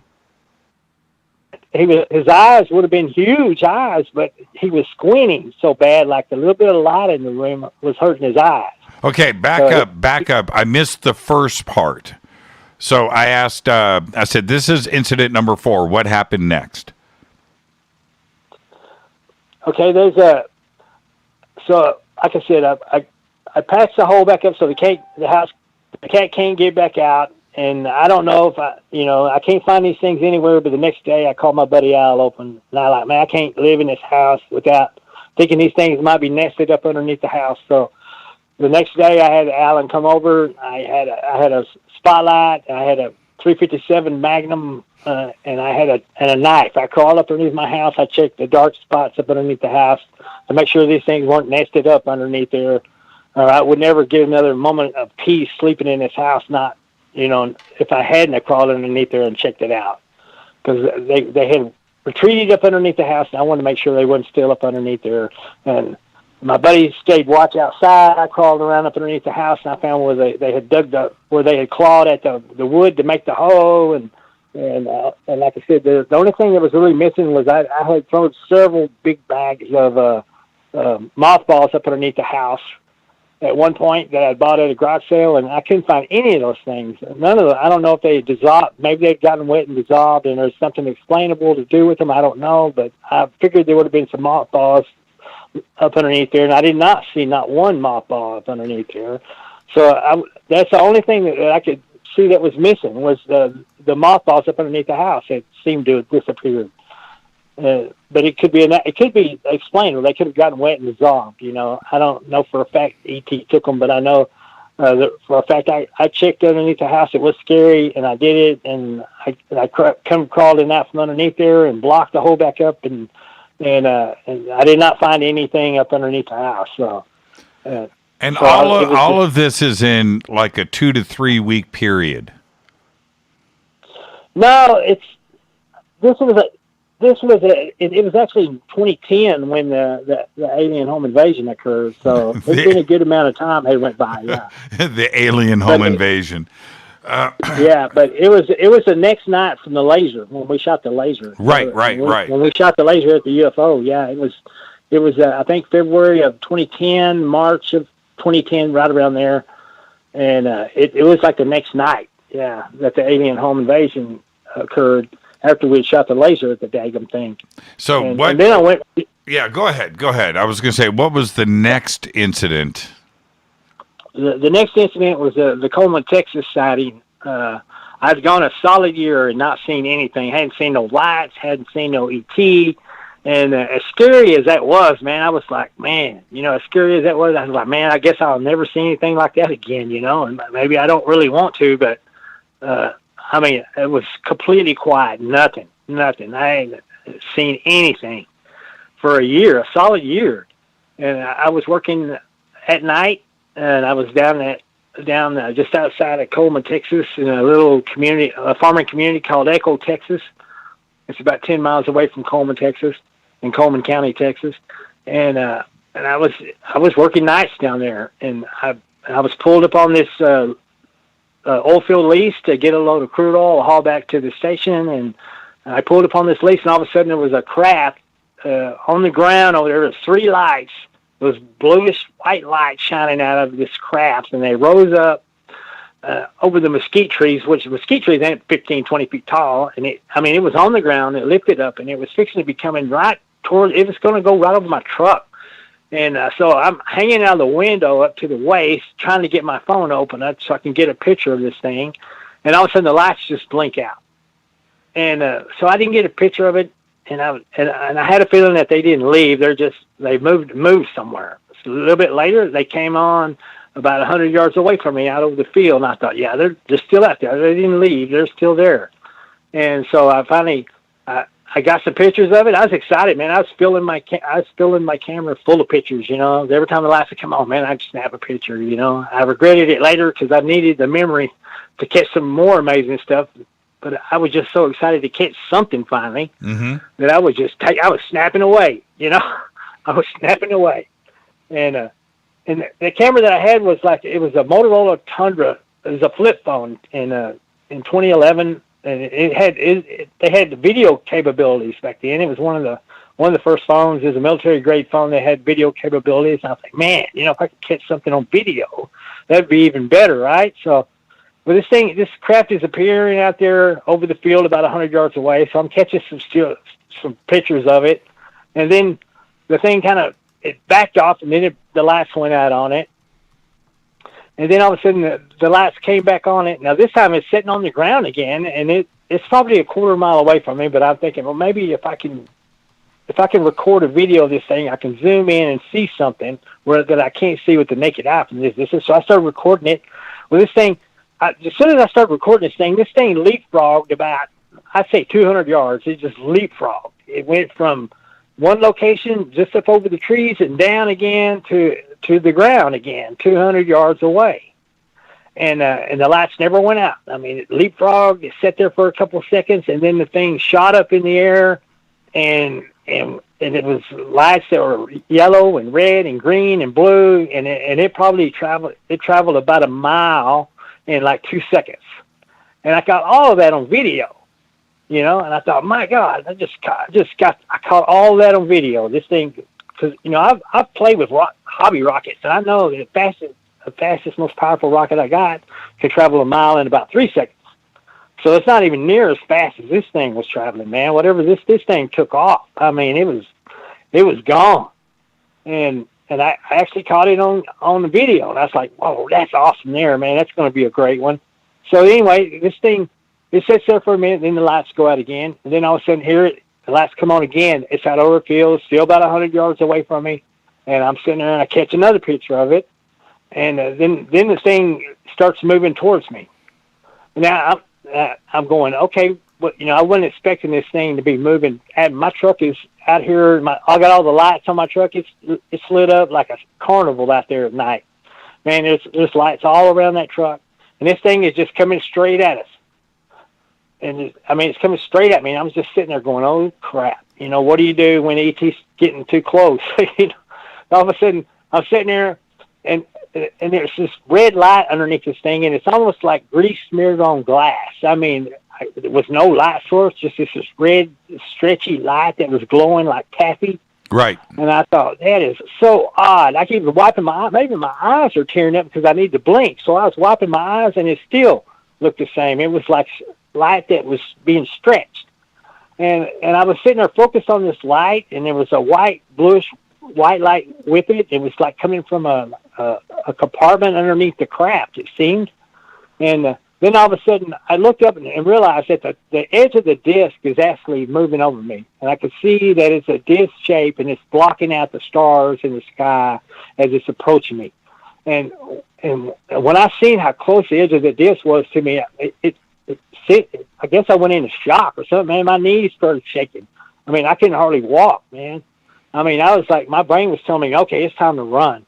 But my legs weren't cooperating, man. It was all I could do to go down them stairs. And I went down the stairs. I was hiding down there underneath the battery. And then I shut the oil fill valve on the tank to stop the loading process. And I looked up, and the tank, this edge of this disc craft was right over the top of me. It was probably like 30, 40 feet up, straight over my head. And then I'm sitting there going, oh, my God, you know, I've been sucking on this tank, sucked oxygen into it. This thing is incredibly explosive at this point. I mean, one static spark inside that tank, and this whole place is going to go up like a bomb. Right. So I'm realizing now that there's a danger of this thing blowing up. So I decided I wanted to run, but my knees are still shaking so bad I could just barely pull off a walk. So I walked over behind this oil field separator that's a little ways from the tanks, and I was hiding and looking up at the craft, and all of a sudden this big white bluish light came on inside this compartment underneath the disc, and you could see something like head and shoulders looking out of it, and I seen that, and I thought, oh my God, man, that's got to be ET right there looking out of the thing at me. And I had that camera, and I leaned around the edge of that separator, and I snapped one picture of it, and then I went back in my hiding spot, and I looked around, and I seen how dark it was right there, and I tell you what, I was just getting ready for something with long, slimy hands to come rushing at me from the dark, man. I just knew. And I already made plans. I was like, I'm going to throw the phone. You know, if I see anything, I'm just going to chunk the phone. That way somebody will have a clue what happened to me. I had a real fear that I wasn't going to be going home this night, you know. That this is actually, you know, it's fun watching sci-fi horror, but it's not fun living it. And this is living it. Yeah. Now, you know? Ronnie, I've seen some of these images of the taffy red light and what appears to me to be a disc-shaped craft surrounded by light. Were those images that I've seen, were they from this night? yeah, that's from that night. It's a pretty good picture. Oh, it's a great picture. Oh, yeah. Yeah. I mean, I've had people say, "Oh, they've seen the red stretchy light," and they say the picture is just out of focus. And I'm going, "No, it ain't, man. You can see the edge of the desk clearly. You can see the porthole window seal of the opening. It's clear as daylight, and you can see something staring out head and shoulders of it, and you can see that the light looks just like with the naked eyes it does in the picture, and there's no doubt to me that this is ET staring at me from this window." And I found out later on that picture that I took, this is the same ET that's going to reappear in August of 2017, and they're going to pay me a visit at home.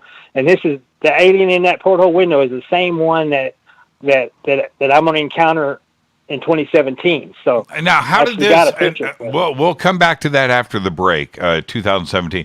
How did you get away? What happened?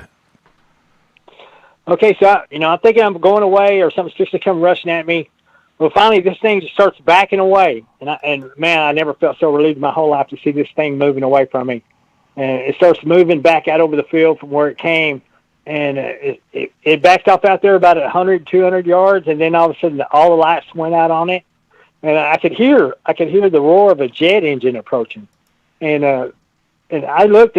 There was a military jet pass right over the top of the battery. I could see the jet pass right over the top of the battery, and it was going directly where the UFO was at.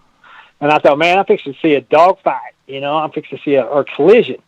And this thing went right to where the UFO was, and then the jet circled, and then the jet left.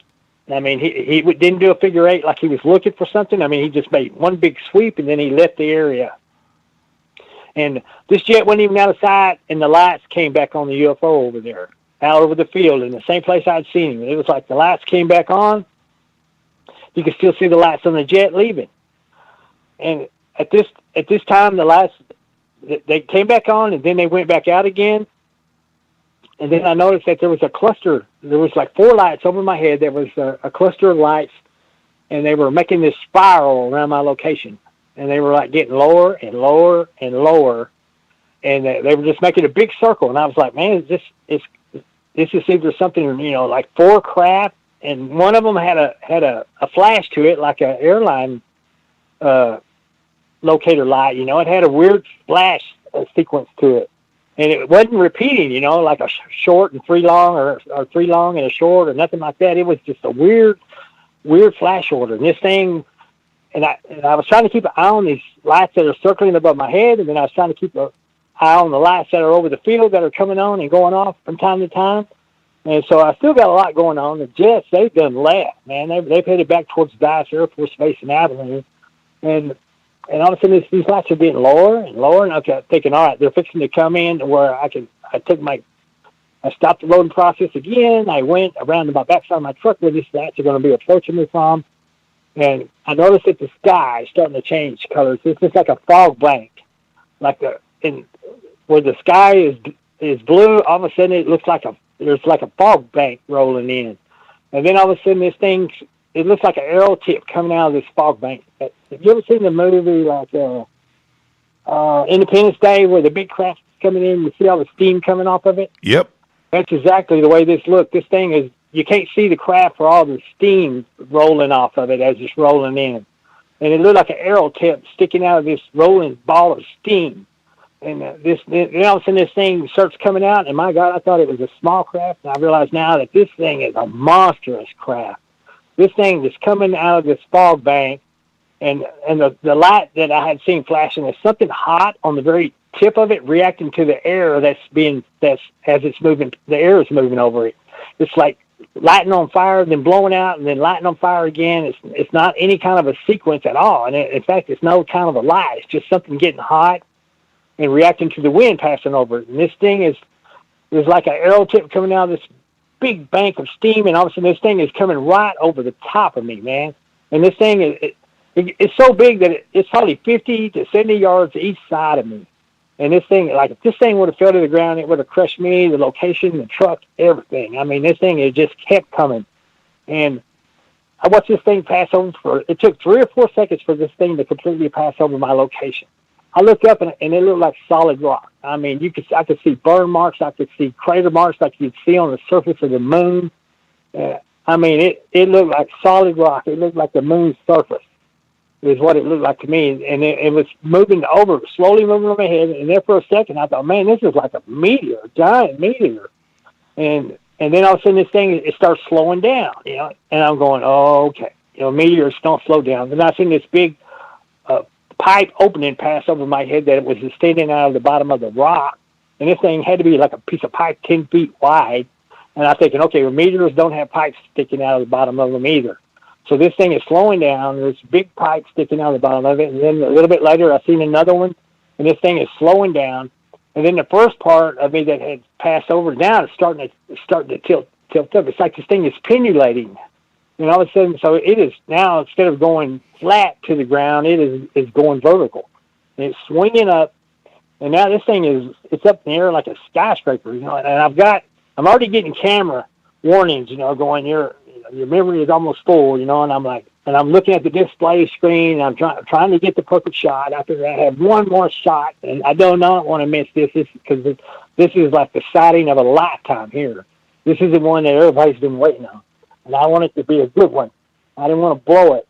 And so I'm looking at what I'm seeing in the display screen, and it's nothing too impressive yet. So this thing is pendulating up, and then all of a sudden this thing, it comes to a stop, and then this thing starts moving in the smoothest transition you ever seen. I mean, it just stopped, and it slowly started moving a different direction, and then it accelerated so quick you could see the steam that was trapped on the surface of this thing rushing over the sides of it like water over a waterfall.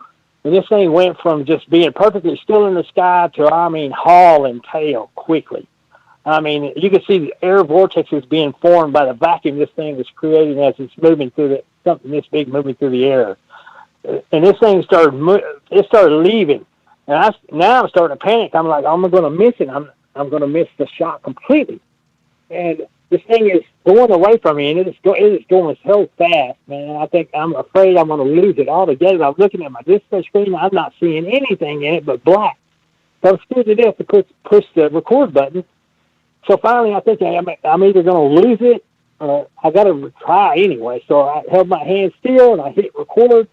Well, obviously this thing, about the time I hit record, this thing obviously transitions again. Okay, now the bottom of it's facing away from me, and now it's coming back at me again, pendulating the same kind of way that it did earlier, but this time I'm looking at the surface of the craft. Well, this thing is solid rock. It's a V-shaped craft.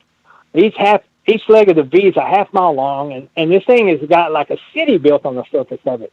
I see this huge tower with these fluorescent glowing blue power lines that are stretched across the surface of it. I see these building-like structures stretched across the surface of it. I see there's like a row of burning flares, like there's some kind of refining process going on. I mean, there's a whole lot to take in. And I'm like, this is not just a big rock. This is a big flying rock with a city built on the surface of it.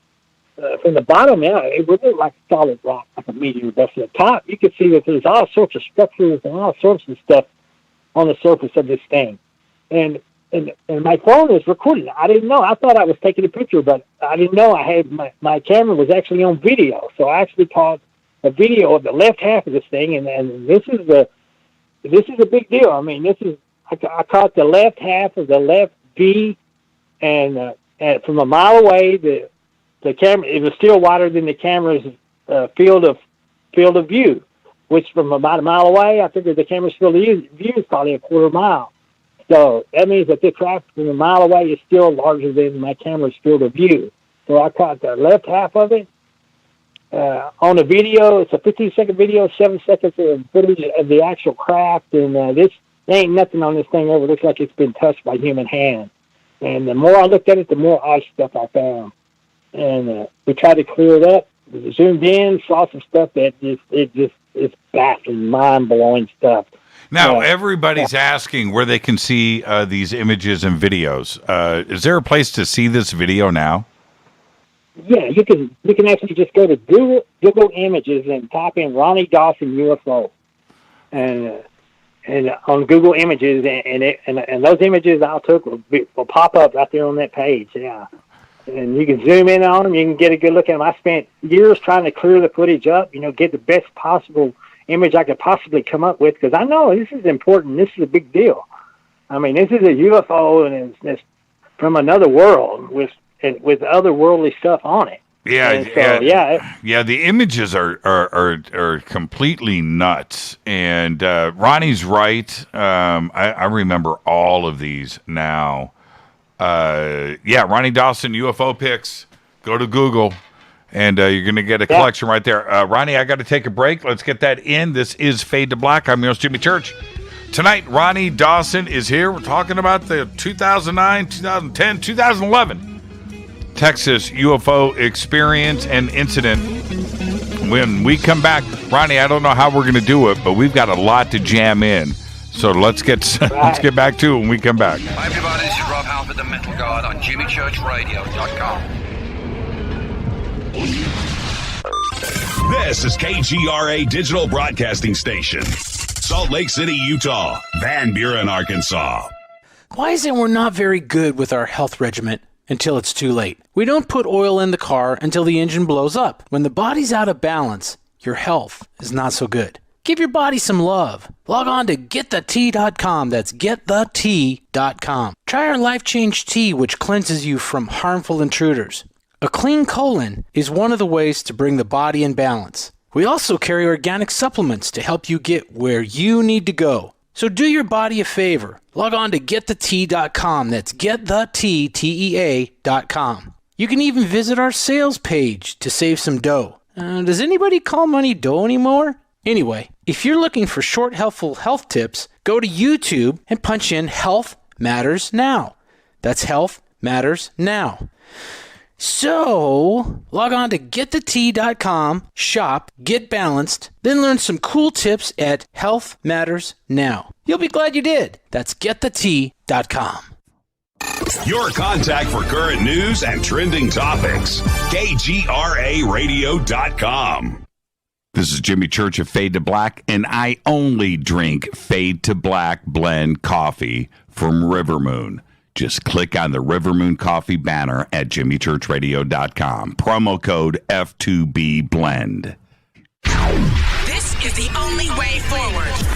This is Fade to Black. Make contact. KGRARadio.com.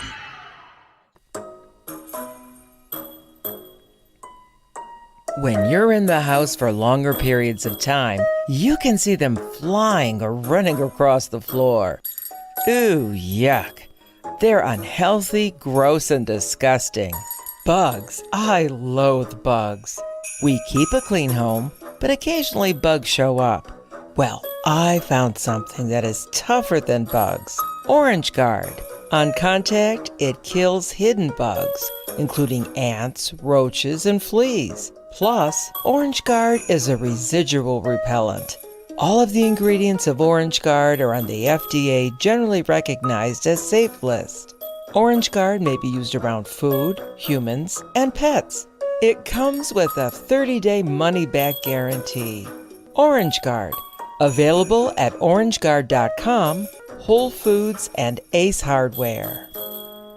Gold loves chaos, uncertainty, and disarray. History shows us what gold does when people aren't sure about the government, the stock market, their jobs, or their retirement savings. Our national debt is skyrocketing. Gold and other precious metals are a defense measure against inflation and a stock market that might take years to recover. So what can you do right now to protect yourself? Call United Gold Group. We offer gold and other precious metals delivered securely within 72 hours. Are you worried about the stock market? We can also help you set up a real gold or silver IRA or a 401k. Safe and secure. United Gold Group makes gold ownership affordable. Call now and get up to $2,500 in free gold or silver with a qualified IRA. Call 800-753-8534. That's 800-753-8534 or visit UnitedGoldGroup.com.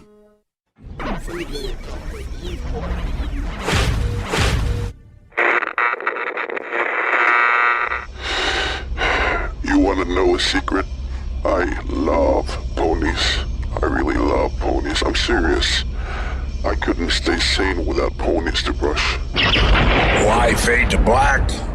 Because you never got that pony, damn it. This is Fade to Black with Jimmy Church on the Game Changer Radio Network and KGRA, the Global Radio Alliance.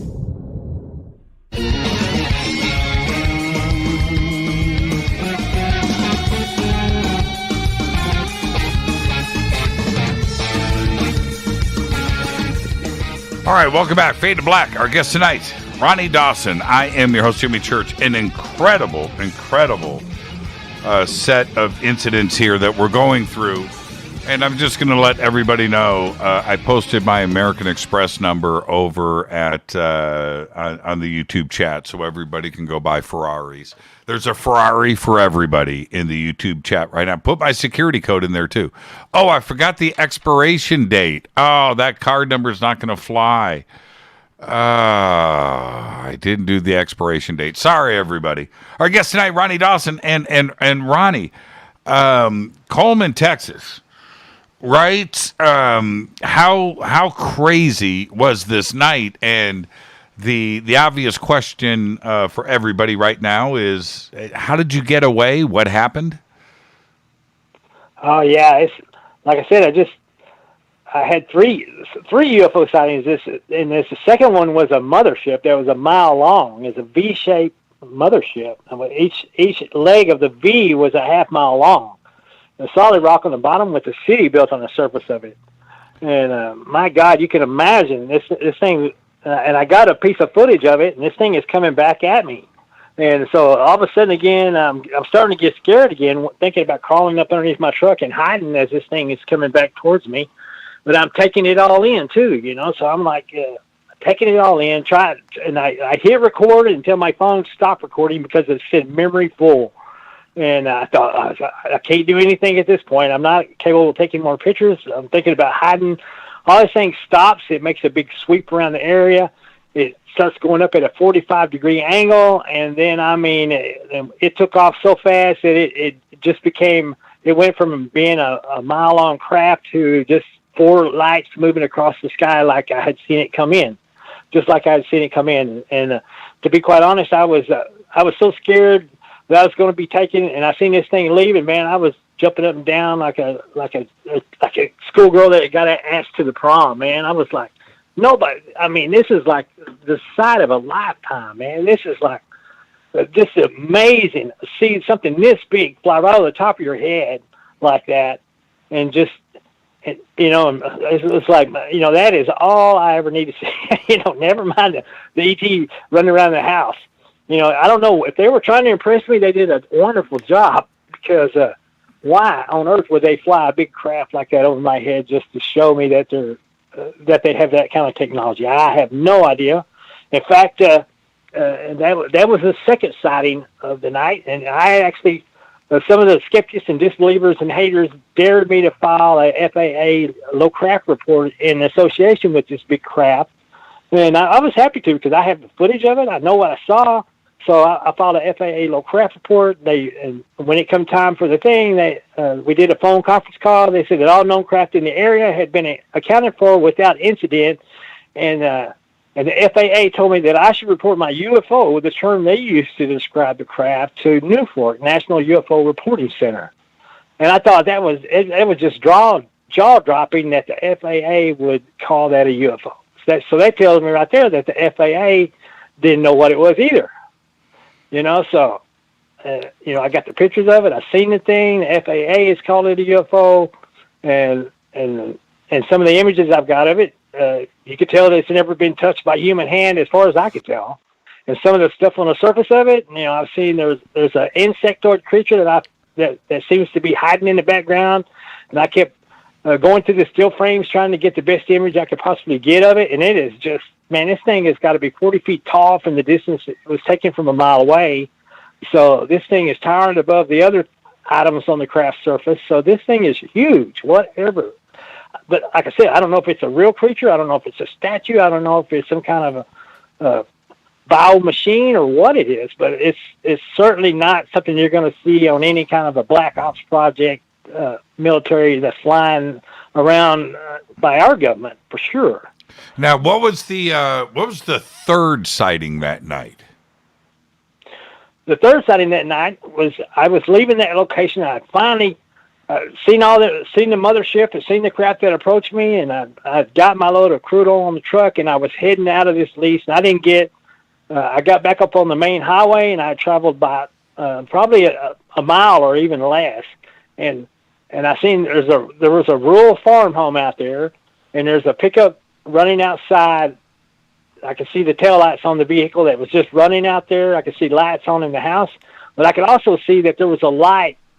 There was a light above these people's house, and it couldn't have been more than about 50 feet above their house.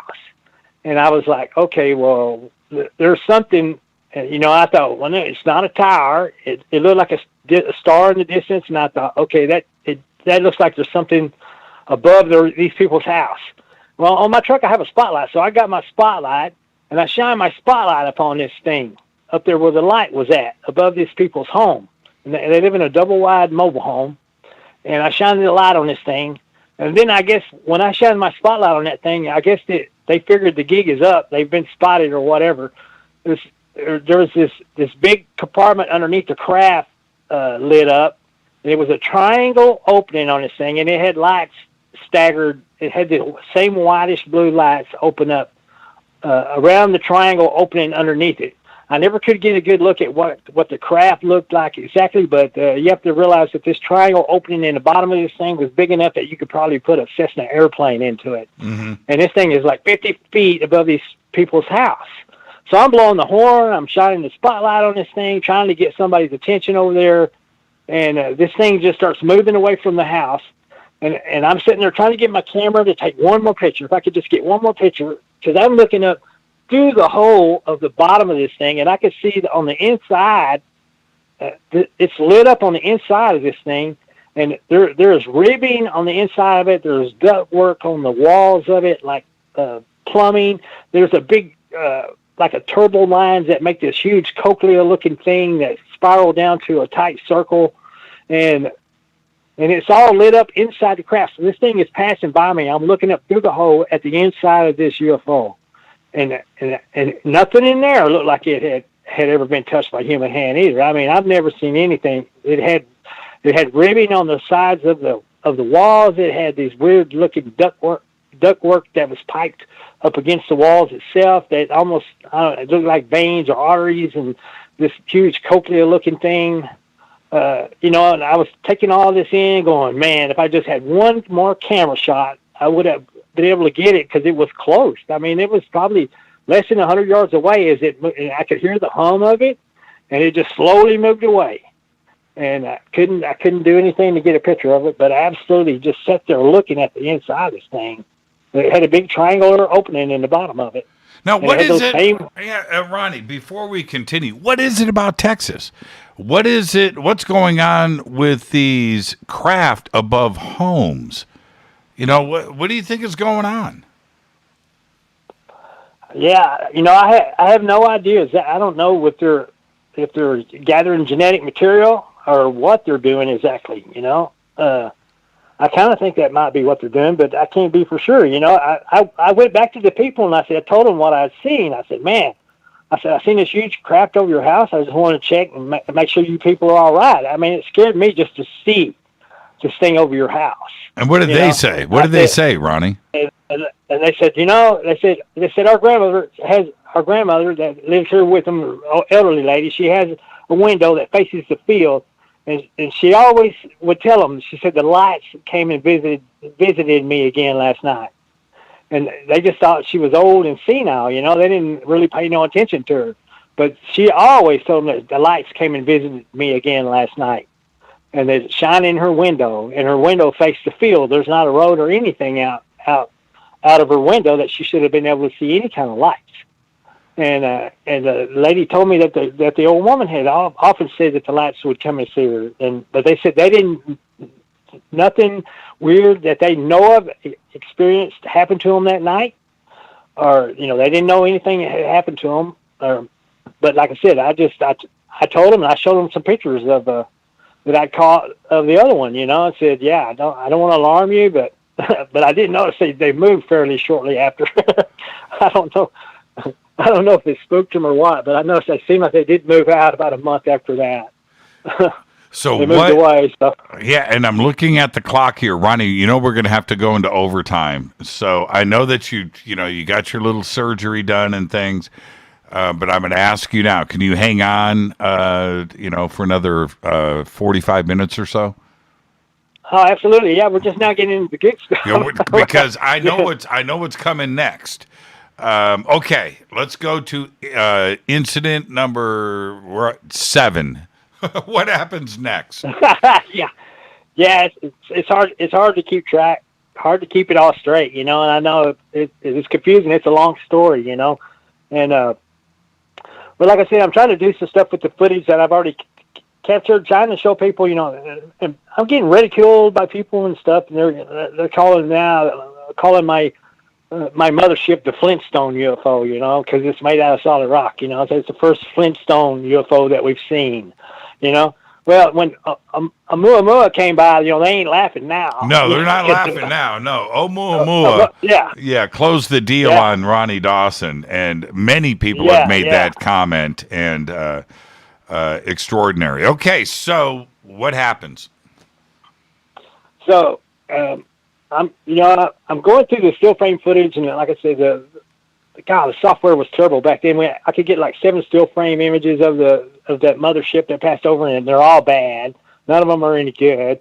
But later on, as the smartphones started coming out, new software started coming out, and I was able to go from 7 still frame images to 22 still frame images. And some of those images, the camera's eye and the lighting and everything was just right. That, man, I got some better pictures that I had ever seen of this thing. Some of the clearest images that I had ever seen to date. And it just, my God, man, there was some weird stuff on there that you've got to see to believe it, I mean, and I've had, and the debunkers and everybody, I've looked at it, I've turned it over to everybody. They said, man, we've blown up the pixels to the size of tennis balls, and so they've now said, I wouldn't even know how to use Photoshop, I don't have the ability to do that kind of work, to fake anything like that. So, what you see on the surface of this thing was really there, and how it could be there, I have no idea where they're from. I have no idea, but I know we are trying to get this stuff out in the public, and some weird stuff started happening around my house. We were doing a UFO video at my house called Man Escapes Alien Abduction with Pictures to Prove It. It's a UFO video I've got. It's like 907,000 views on it, and my cameraman said, he goes, man, I swear to God, I was filming the video, and he said, I swear I saw a ghost or something appear beside you. I thought, what? And then I thought, man, I need to find me a sober camera guy. Really, I thought, I don't know what this guy's talking about, man. We're just making this UFO video, and he's filming me. But later on, after we posted the video at 1:31, it shows this mist like makes a big circle. It shoots into my head, and then as I'm talking in slow motion, you can see this thing. It looks like it appears out of my mouth for a second, and then disappears again. And so I'm starting to see these anomalies around the house. And that one I caught on camera. But the weirdest one I didn't catch on camera was in my bedroom. This mist appeared over the bed. And I was waiting on my wife to come to bed. The bedroom light was still on. I lay back and I closed my eyes, waiting on everything, waiting to go to sleep for her to come in there and turn the lights out. And I opened my eyes, and over the king-size bed, there's this mist that's floating. And it's almost, you could barely see through it. It's so thick. And I opened my eyes, and I see this smoke over the bed, and I'm thinking, what in the world? Somebody burned something in the kitchen? So I kind of roll over and look towards the kitchen. Well, this whole mist just takes off and shoots through the wall in a room with the light on. And I'm like, my God, man. Whatever that was, it just took off right through the wall. And I felt to the wall even to see if it was cold or hot or anything. And so we're starting to see some weird anomalies appear around the house. And I started to put 2 and 2 together that it's probably ET's got some kind of alien stealth, and they follow me home, and they're doing some strange stuff at my house. So it was some weird times. And so I'm sitting there thinking, okay, well, these guys, they're probably, who knows? They probably got some kind of an alien stealth technology. And they're watching me, or who knows what. Well, the thing was in in August 2017, I was working nights. I just came home from work, and I'd been to bed for a while, and it was like 9 o'clock in the morning. I mean, the sun is already up. My wife's up and doing things throughout the house, and I'm sleeping like a baby. I'm not even having any drinks, man. And all of a sudden, I had this weird dream. There's 2 females like pulling on my arm, and then all of a sudden, I slip out of the grass, and I just fall back to sleep. And I'm thinking, man, that was a weird dream. And I didn't wake up, but I was thinking, man, that was a weird dream. And all of a sudden, now they got me again. They're grabbing me by the arms. They're pulling on me, and I'm thinking, what in the world? And then it's a female. She looks me straight in the face, and she says, help us. And so I started struggling to get loose too. Well, they grabbed me and they pulled me, and I felt like they were pulling me out of a manhole or something. Like I was stuck. And they pulled me loose. And then the first thing they started doing is apologize. They said, we're so sorry for disturbing your rest. Said, we're not from this world. We needed to have a conversation with you. And we're sorry for disturbing your rest. And I look around. I'm standing in my bedroom, but I'm standing in my bedroom, and I can see the lights coming in around the walls and the mirrors and stuff like that. There's 2 females here, and I'm thinking, my wife is playing some kind of a joke on me. Yeah, your wife is in on it. And let me jump in right there, if I can, Ronnie. You're awake. This is not a dream. Yeah, I'm awake. Right. And like I said, I'm standing up, and I'm talking to 2 females. And I'm not really sure what's going on. I know they were pulling me up like I was stuck in something, and they pulled me loose, and I'm sitting there having a conversation with these 2 in my bedroom. And then I started realizing I'm like, well, they said, well, they're not from our world. And I'm thinking, okay, well, this is a pretty good prank. My wife is pulling on me or something. And then they said that I'm safe, and then my body's sleeping peacefully there. They said, my body's sleeping. So I'm thinking, I'm looking, there's somebody sleeping in my bed. I assume it's me, but I'm looking. I want to go over and look down on the face of it to make sure it's me. So I tried to walk, and I fell forward. And as I started falling forward, I put my arm out, and whoever's sleeping in the bed, my hand touched them just below the knee on the shin.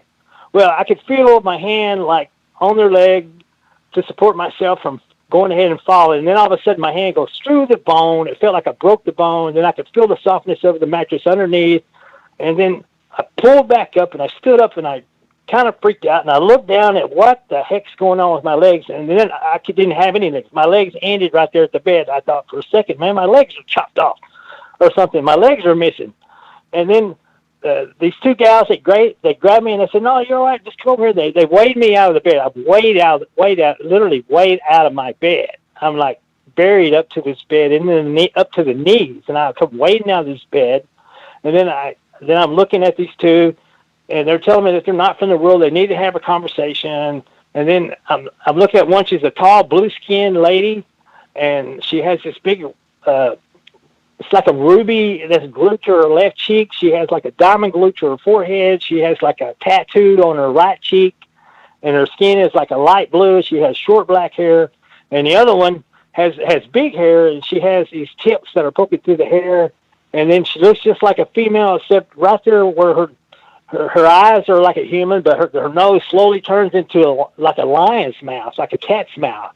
And I see that, and I'm going, okay, so it doesn't look like these girls are from here, man. I'm thinking, oh man, if this is some kind of a costume, it's a damn good one, because it looks very real. And I start realizing, oh my God, so this is E.T. E.T. has made an appearance, man. So they said, well, need to have a conversation with me, and so they had found. They went on to this little thing where they said they had found us in the latter part of the 40s. Nuclear testing sent light radiation off on the planets. They had been in an interdimensional war with a malevolent species that had attacked them without provocation and almost destroyed their planet, and that they had cause for concern because they had seen our nuclear testing had sent light radiation off there. It freaked them out. They had been investigating us to see if we were in alliance with the ones that had attacked them. And they've studied us for long enough that they know that we're not in allegiance with those ones that they're enemies with or whatever. And so I'm sitting there taking all this in, going, okay, all right. And they were wanting to know if they make open contact, if I felt if we made open contact, would we be willing to give them large quantities of biological material that they need. And I said, yeah. I said, I think if you made open contact on a friendly basis, yes, I think people would. They would give you the biological material that you need. And they said, what is biological material? I guess they need DNA or some kind of genetic samples or whatever. I don't know what they're doing with it because the female one with the lion's mouth, they said she was a geneticist, and so they seem to be having some kind of a genetic problem. The cat people are, is what it appears to me to be. But what it seems like they're wanting to do is they're wanting to use this genetic material to make like a genetic clone. And it's because I know. Well, I don't want to get ahead of myself in the story, but what happens later? Well, okay, what the thing is? Yeah, no, let's stay with the story. Okay, so what happens next? Okay, so they're telling me how they come to find us and stuff, and that they start showing me. They said that we're wearing clothing. They said just observing your world has already affected our world. They said we had ritualistic clothing, but we never had a clothing that we wear like the people from your world do. And they said that just from watching our world, some of our clothing items have became popular on their world, and they made them from the material on their world. And the tall blue one showed me. She said yoga pants. She was showing me. She said yoga pants, and she rubbed her hands on her thighs and said so soft. And she had these big, huge. I looked in her. I got really close to her at one point, because I wanted to look at her eyes. I wanted to get a feel of it. Is this, if this is a demon, I wanted to get a sense, are these people good or are these people evil? I wanted to see if those eyes are black or if there's some other color. So I got really close to her, and it really made her nervous. And she looked at me and she said, "What are you doing?" I said, "I just want to get a good look at your eyes." And I got within about 6 inches of her face, and her eyes were huge and blue, and they were beautifully blue. They were very large, and there was almost no white. And it seemed like her eye filled the whole socket. Very little white around the edges of her eyes, and she had these white specks in them, and they weren't black. They were beautiful blue. And I said, "Oh, your eyes are beautiful blue. I just wanted to get a good look at them." And she said, "Okay." She said, "Tell the people of your world that when it comes time to make contact with the people of our world, so all that we ask is that there be no physical contact unless a request is made and permission is granted." And I said, "Okay, all right. Well, that makes sense." So it sounded to me like they've established a first rule of contact right there. And I guess it was because she thought I was going to touch her or something. Now the blue lady, she didn't like to be touched. Now the cat lady, she's a whole nother story. Okay, let's stop right there. I've got to take a break. We will come back to the cat lady. Our guest tonight, Ronny Dawson. Hey, Ronnie, remember, we've got kids listening. I'm just letting you know right now. But we're going to come back to the cat lady right after this short break. I'm your host, Jimmy Church. This is Fade to Black on the Game Changer Network and KGRA, The Planet. Overtime is next. Stay with us.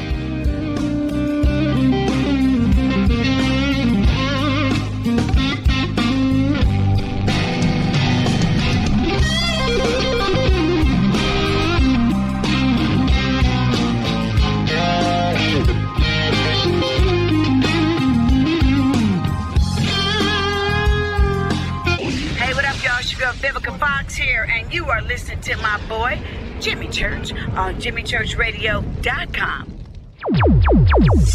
Despite popular opinion, reading a book will not make you smarter, but listening to Jimmy Church will. This is Jimmy Church of Fade to Black, and I take Life Change Tea supplements every single day. It's what I do. Click on their banner at jimmychurchradio.com.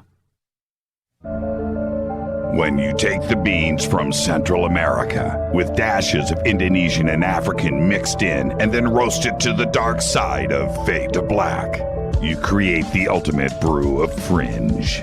Introducing the Fade to Black blend from Rivermoon Coffee. Yes, Rivermoon's darkest customized roast was created for the love of Fade to Black. The alchemy of masterful roasting and smoking the beans is in every sip of this full-bodied, dark Java. I need my coffee dark, deep, with distinct bittersweet chocolate highlights, just like the bunker. Leaning further into the darkness of the roast is Fade to Black blend from Rivermoon Coffee. Just click on the banner at jimmychurchradio.com and use the promo code F2BBLEND for 15% off of your order today. This is Billy Carson with ForbiddenKnowledge.tv. Forbidden Knowledge TV has just reached its 1-year anniversary. That's right, 1 year. And as a show of appreciation, we are giving all new subscribers a free 30-day trial of ForbiddenKnowledge.tv. That's 30 days to binge watch thousands of movies, documentaries, conferences, workshops, lectures, yoga classes, meditation courses, and so much more. So log on to ForbiddenKnowledge.tv from your computer or mobile device, or get the Forbidden Knowledge TV app on Apple TV, Roku, Amazon, iTunes, or Google Play today, and use coupon code 30daysfree. That's coupon code 30 days free on ForbiddenKnowledge.tv today. Are you intrigued by Paranormal Talk Radio? You'll love the new Paranormal Radio app from TalkStream Live. You'll find a great selection of talk shows covering UFOs, ghosts, strange phenomena, and much more. Download the Paranormal Radio app now and start listening to the very best in paranormal talk entertainment, including the network you're listening to right now, the Paranormal Radio app, free in Google Play and the iOS App Store. Erica, Brittany, Gabby, and you're listening to JamieChurchRadio.com. It's not a lifestyle we chose. We were born this way. KGRARadio.com.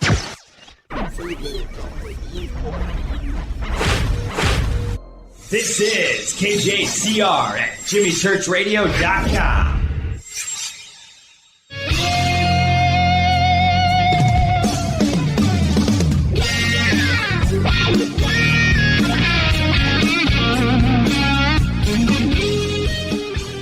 Welcome back, Fade to Black. I am your host, Jimmy Church, heading into overtime with Ronnie Dawson. We knew this was going to happen. There's way too much to this story. There's a lot more detail, but with everything tonight. But I wanted to try to get it all in, and I appreciate Ronnie for you hanging out with us tonight. Considering just 5 days ago you were in the hospital under the knife, but there you go. Okay. Oh, yeah. So, before we continue, I wanted to ask you this, and this popped up in social media during the show tonight. What was the communication with these two female extraterrestrials? Was it in English? Were you communicating verbally, or was it telepathic? No.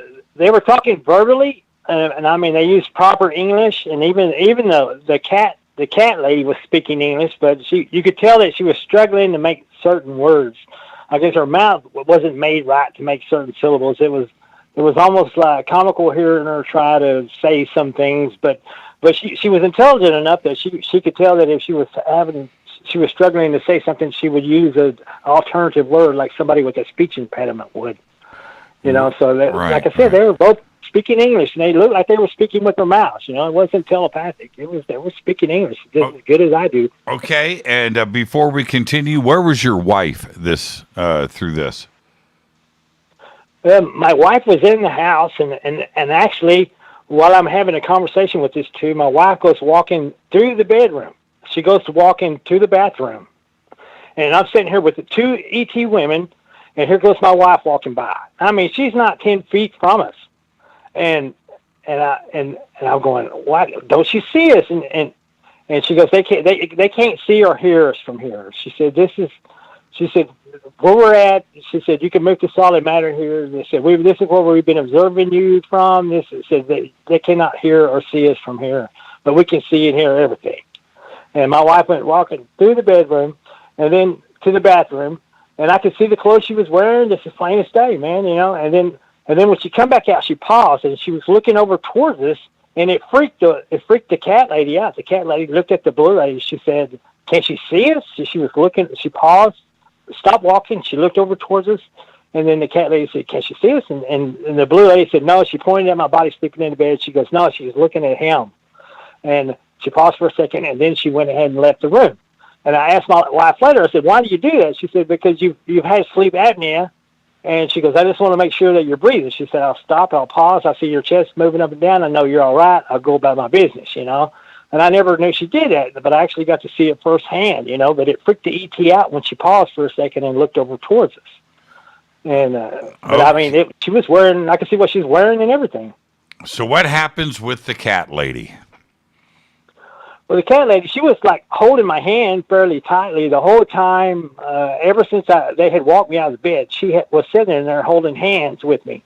And I don't know if it was to keep me from trying to run away or what, but her hand felt really weird. And I looked at the blue lady's eyes, and she told me about asking us not to make physical contact unless we asked for permission and all that. And then, but I wanted to look at the cat lady's hand because her hand felt weird. So I released her hand, and she almost acted like it hurt her feelings that I was denying her physical contact or something. But actually, I just did it because I wanted to see her hand because it felt weird. And when I looked at her hand, she had these pads she had fingers and a thumb just like we do, so she had pads in between all of her digits. All of the digits on her finger had these small pads on them, and she had the bigger pads on the palm of her hands. And it felt like she was holding my hand with a welding glove. You know, it felt very odd, you know, but it almost felt like it hurt her feelings when I made her release my hand so I could look at her hand. But when I seen it, it kind of hurt her feelings a little bit. Me denying physical contact with her, I grabbed her hand back again and held it like she had held it. The whole point of me letting go was just to get a look at her hand and see what it looked like. And so I held her hand again, and she felt better about it, I guess. You know, you could tell that she wasn't upset anymore with me after that, you know. And my wife walked through there, and they said, you know, this is where we watch you from. They can't see or hear us, but we can see and hear everything, you know.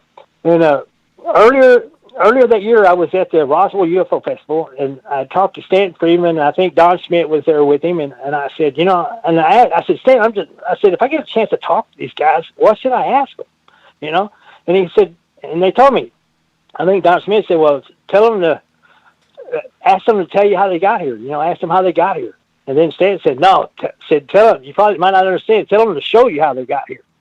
And then I remembered the conversation, and I said, can you guys please show me how you got here?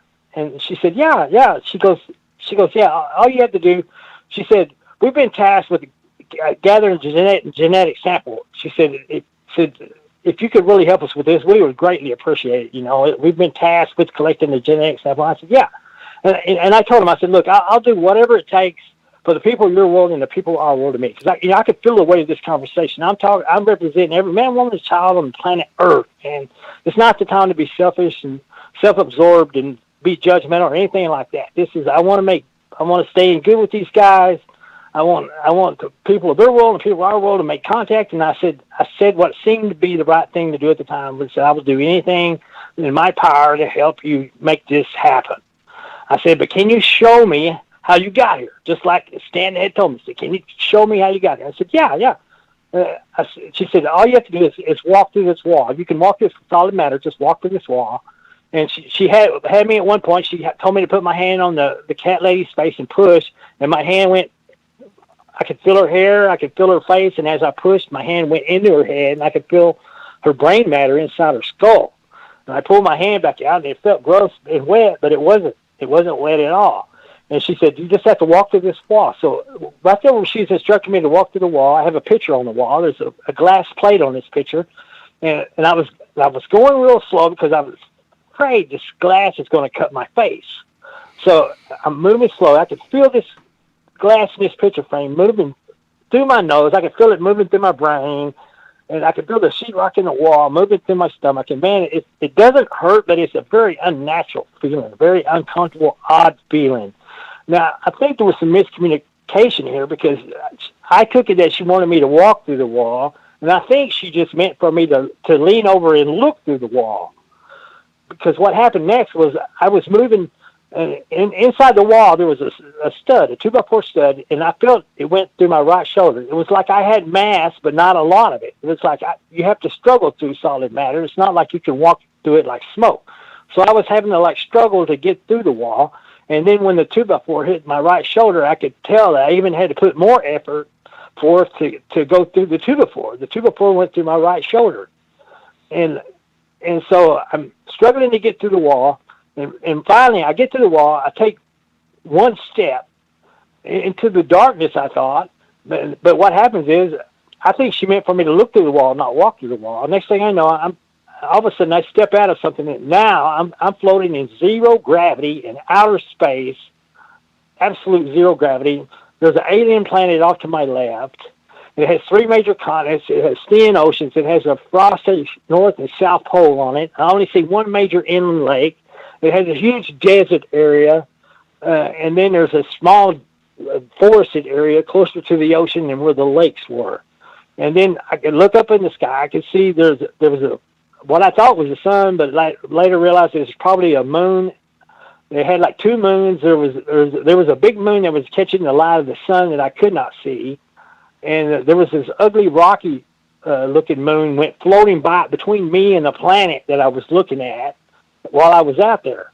And this thing was just barely even round. It looked like Phobos, the rocky Mars moon. Right, and, this thing went floating by, so I'm doing this slow forward head flip, and I'm looking, and in the sky, the night sky looks a lot like ours. I don't recognize anything. In fact, there's a galactic center or a black hole or a pulsar or something.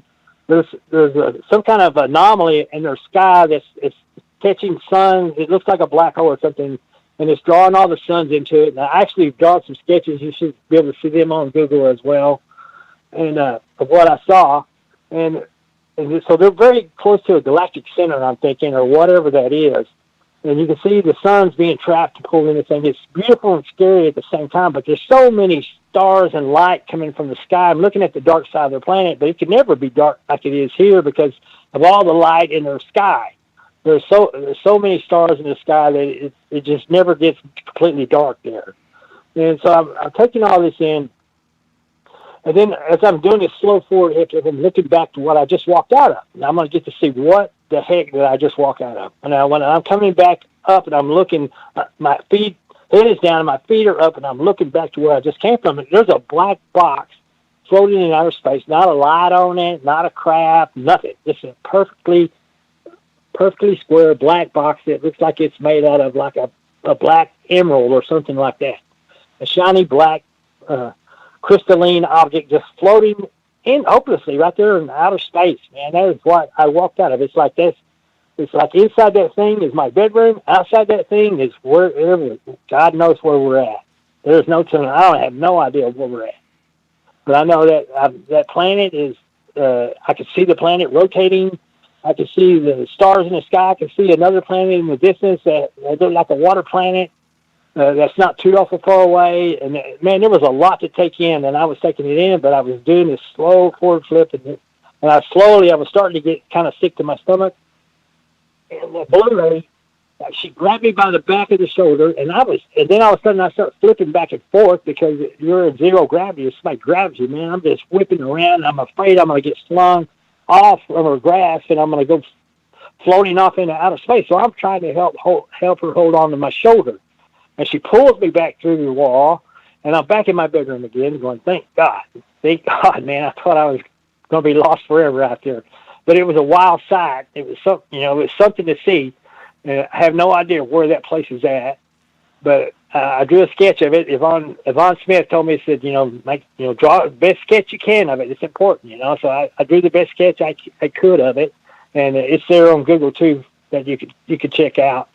And so she pulled me back in the wall. I said, "Thank you, man. I was getting sick out there." And so she starts hitting me up. She said, "You know, you said you'd be willing to give us the genetic sample." And I'm going, "Okay, yeah, I did say that. You know, I'm willing. I'll take one for the team, whatever it takes. You know what? You know, if you need what." I'm like, "Okay, well, how do you intend on getting it?" You know, I'm thinking, "Okay, man, this is where I got to take one for the team or whatever." And she's like, "Okay, well," she said, "if you wouldn't mind, you could just have sex with our geneticist." And I look at the cat lady and I'm going, "Did she just say have sex with her?" And I'm going, "My God, she wants me to have sex with her?" And she goes, "Look, you don't have to." She goes, "But you'd be helping us out if you did. She could get everything you need from that sample or whatever." And I'm going, "Well, you know, I said I would, you know, do whatever it takes to help get it done, you know." And I'd opened my mouth. I'd volunteered for this, you know. I didn't know what I was getting into, but she said, "Well, I'll step out and give you some privacy." So she pops out. She goes through the wall. I don't know where she goes, but she pops out. And the cat lady's taking off these clothes. She's got this white blouse on just to show me that they fell in love with some of her clothes. She's got blue jeans on. She takes these blue jeans off. When she takes her blue jeans off, she's got this big, huge tail. And this tail is like, it's got a big stalk on it, and it's making this big arch. And she says, "You think I'm as pretty as your wife?" Well, I know enough about women that when a woman asks you that, the answer is always yes. So I said, yeah, you're very beautiful, just like my wife. She says, "I've been watching you." And she goes, "I want you to make me feel like she feels." So she jumps up on the bed on all fours, and I'm like freaking out going, "What in the world?" You know, and I'm going, "My God, I don't even know if we're even sexually compatible or not, much less if I can even pull this off." But they're expecting me to pull it off. And then guess who comes walking through the bedroom? Here comes my wife a second time. She goes walking through the bedroom, and then she turns around. She's walking out, and she's not 5 feet from her. She says, "Excuse me, ma'am." She says, "May I have sex with your husband?" or something to that extent. And she yells it at my wife. My wife just walks right by her, right out of the bedroom. Like, she said, "They can't hear us." And she says, "It's not like you're physically cheating." And she pointed up. She goes, "Your physical body is there. It's not like you're cheating on her." And I thought, well, you know, I guess she does got a point there. You know, I physically am not cheating on her. And I thought, well, let's just get this over with. Let's just do this, get it over with, you know. So, and this big tail is whipping back and forth, and this is odd. Well, this thing wraps around my shoulder, and I think, well, this could be cool. And then it starts flicking in my nose, and I have to pin it against her hip, going, no, this ain't going to work. So I have to pin this thing up against her hip. So I get it done anyway. ET gets her genetic sample. Well, she jumps up on this bed. She has a beaker that's got this glass beaker, and she shoots the ejaculate into it. The lights light up in it. There's lights light up on the knob. There's a yellow handle on this thing. There's all these lights light up. And she goes, we'd rather use raw material, but we can synthesize it. And she goes, and then she starts going into this long rant about how I should be proud that my genetics are going to be used to seed new worlds. And I'm like, yeah, kids, you know, kids I'll never meet and worlds I'll never see, you know. And then she said, no, we need genetic samples from everybody. I said, well, I'm not a best genetic sample here. There's a whole lot better genetic samples from this here than me. And she goes, no, but she said, we need genetic samples from everybody. She said, we need everybody. And then the other one popped back in, and she said, save enough for the clone program. And I'm going, oh, clone program. They're gonna use some of it for a clone program. And I'm going, okay, I know what making a clone. I know what they're talking about there, you know. And so anyway, it comes time for me to leave, and they say, okay, well, you know, we got to go. It's time for us to leave. And they say, we need to get you back. And I said, well, how do I get back? You know, I'm standing right here next to my body. They've got the sample. We've had to talk, and now they're like, well, how do I get back? And they said, just lay on yourself. You should be fine. So I think, okay, that's odd. Well, I go there and lay down right on top of myself. Well, I'm just laying there. Well, nothing's happening. I'm not going in. I'm not doing it. I'm like, okay, well, they're not very good at it. I don't know if I'm going to be able to get back or not. And she says, okay, get back up. Okay, now she says, now leap on yourself. So I stood back up, and I was a few feet away, so I jumped up in there, and I leaped on myself. And this time, it felt like I fell 5 feet, man. I mean, when I hit, I woke up. When I woke up, the room looked identical to the way it looked just a few seconds earlier. I seen my wife. She was wearing the same clothes I'd seen her walk through the bedroom in. Right there where I walked through the picture, I got my stud finder out. I found the 2x4 in the wall right where my shoulder would have hit. You know, every detail about the whole thing was there, was accurate, you know. So I was like, okay, well, you know, this is certainly not a dream, you know. And I told her right before I went back, I said, you know, I said, I'm afraid when I go back, I'm going to not remember any of this. She said, you're going to remember everything, Ronnie. She said, this is alternate reality. It's not a state of sleep. It's that when the people of your world meet the people of our world here, and this is where we must meet because you're safe from viral, bacterial, and physical harm here. And so they will remember everything about the conversation, and you will remember everything about our conversation. And I did. When I woke up, man, the room looked identical. Wife wearing the same clothes. I even waved because I was certain they were still standing there, but I just couldn't see them anymore.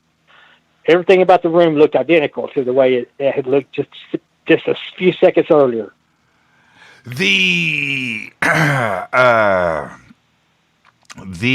experience itself. Now, look, I'm going to keep this clean.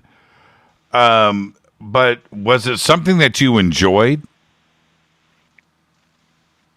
Well, it was the circumstances. It's not enjoyable circumstances. You know, it was basically sex for a purpose. You know, it wasn't like a enjoyable or pleasurable event. It was just something that I needed to do to grant the request, to stay in good with them. It was just something to do. It was like I was surprised that I was able to pull it off. You know, it seemed physically it was possible. Physically it worked. It was gratifying to a certain degree, but at the same time, oddly uncomfortable situation to go through. Does this move you to hero status? You know, I don't know. I mean, okay. You know, I was willing. I'm going to leave the rest of that there. But did you tell your wife about it? I thought maybe I shouldn't, but I don't keep secrets from my wife, man. You know, that's not secrets are poison to the soul, man. I hate keeping secrets. I don't like it when people tell me secrets. You know, I pretty much wear my whole life is worn on the sleeve of my shirt. You know, and I'm like, yeah, I'm gonna tell her. She probably won't believe it, but yeah, I told her. But the fact that she did relate to the point that she does stop and check on me breathing and stuff like that, you know. And she has seen stuff, you know. She said, I swear I've seen stuff like watching us from the dark corner while we were having sex and stuff like that. And she said, she's woke me before and said, man, I swear there's something moving in the room over there.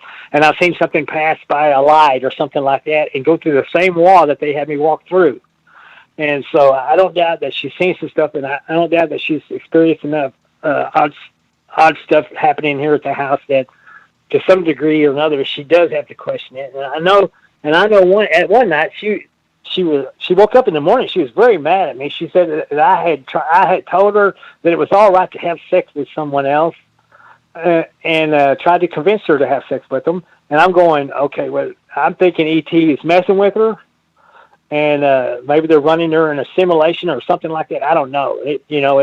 I have a feeling that if you're the spouse of a contactee, there's probably a good chance that ET have messed with you at some point as well. You know, to what extent, I'm not sure.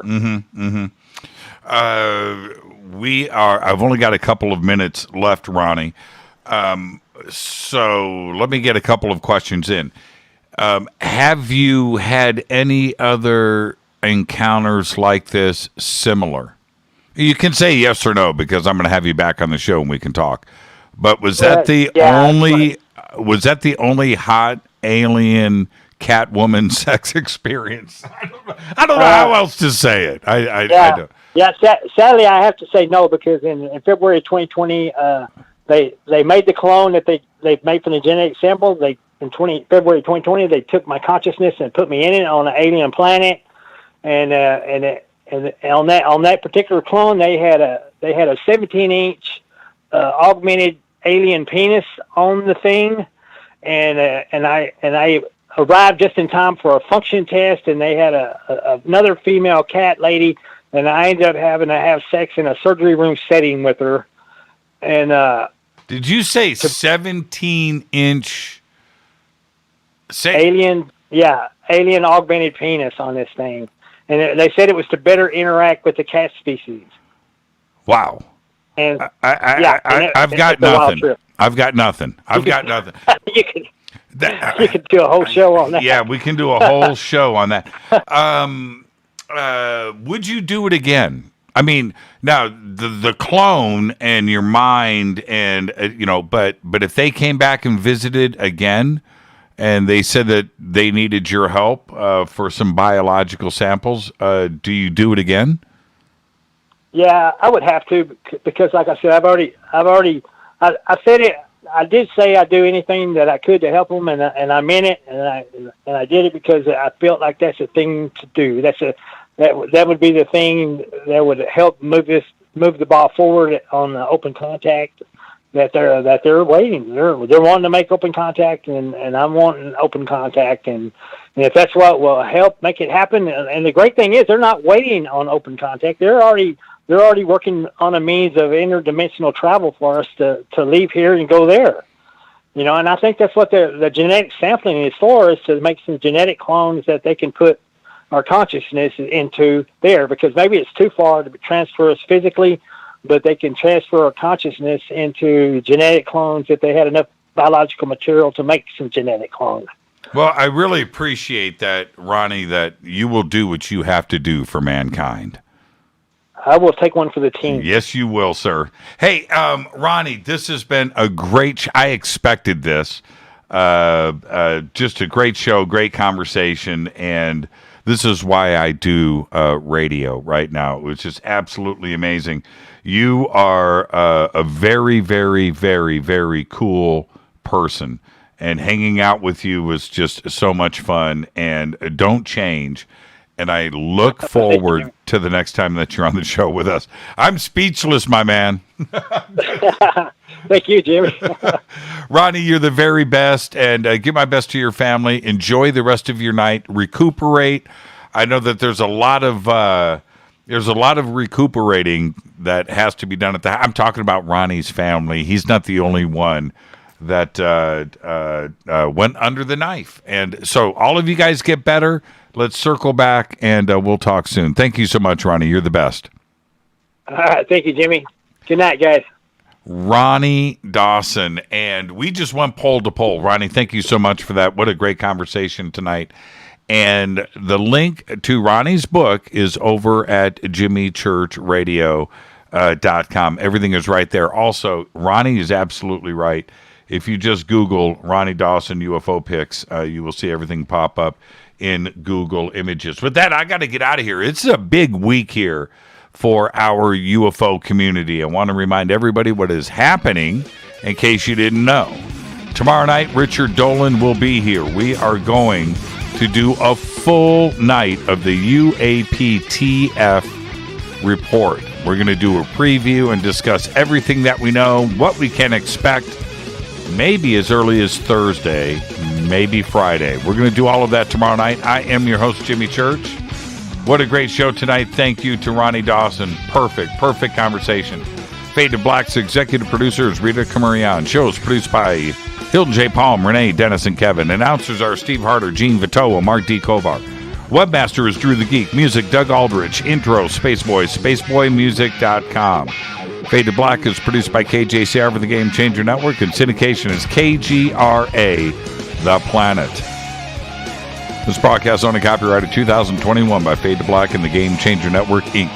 It cannot be rebroadcast, downloaded, copied, or used anywhere in the known universe without written permission from Fade to Black or the Game Changer Network. I'm your host, Jimmy Church. Until tomorrow night with Richard Dolan, I want everybody to be safe. It's time to fade to black.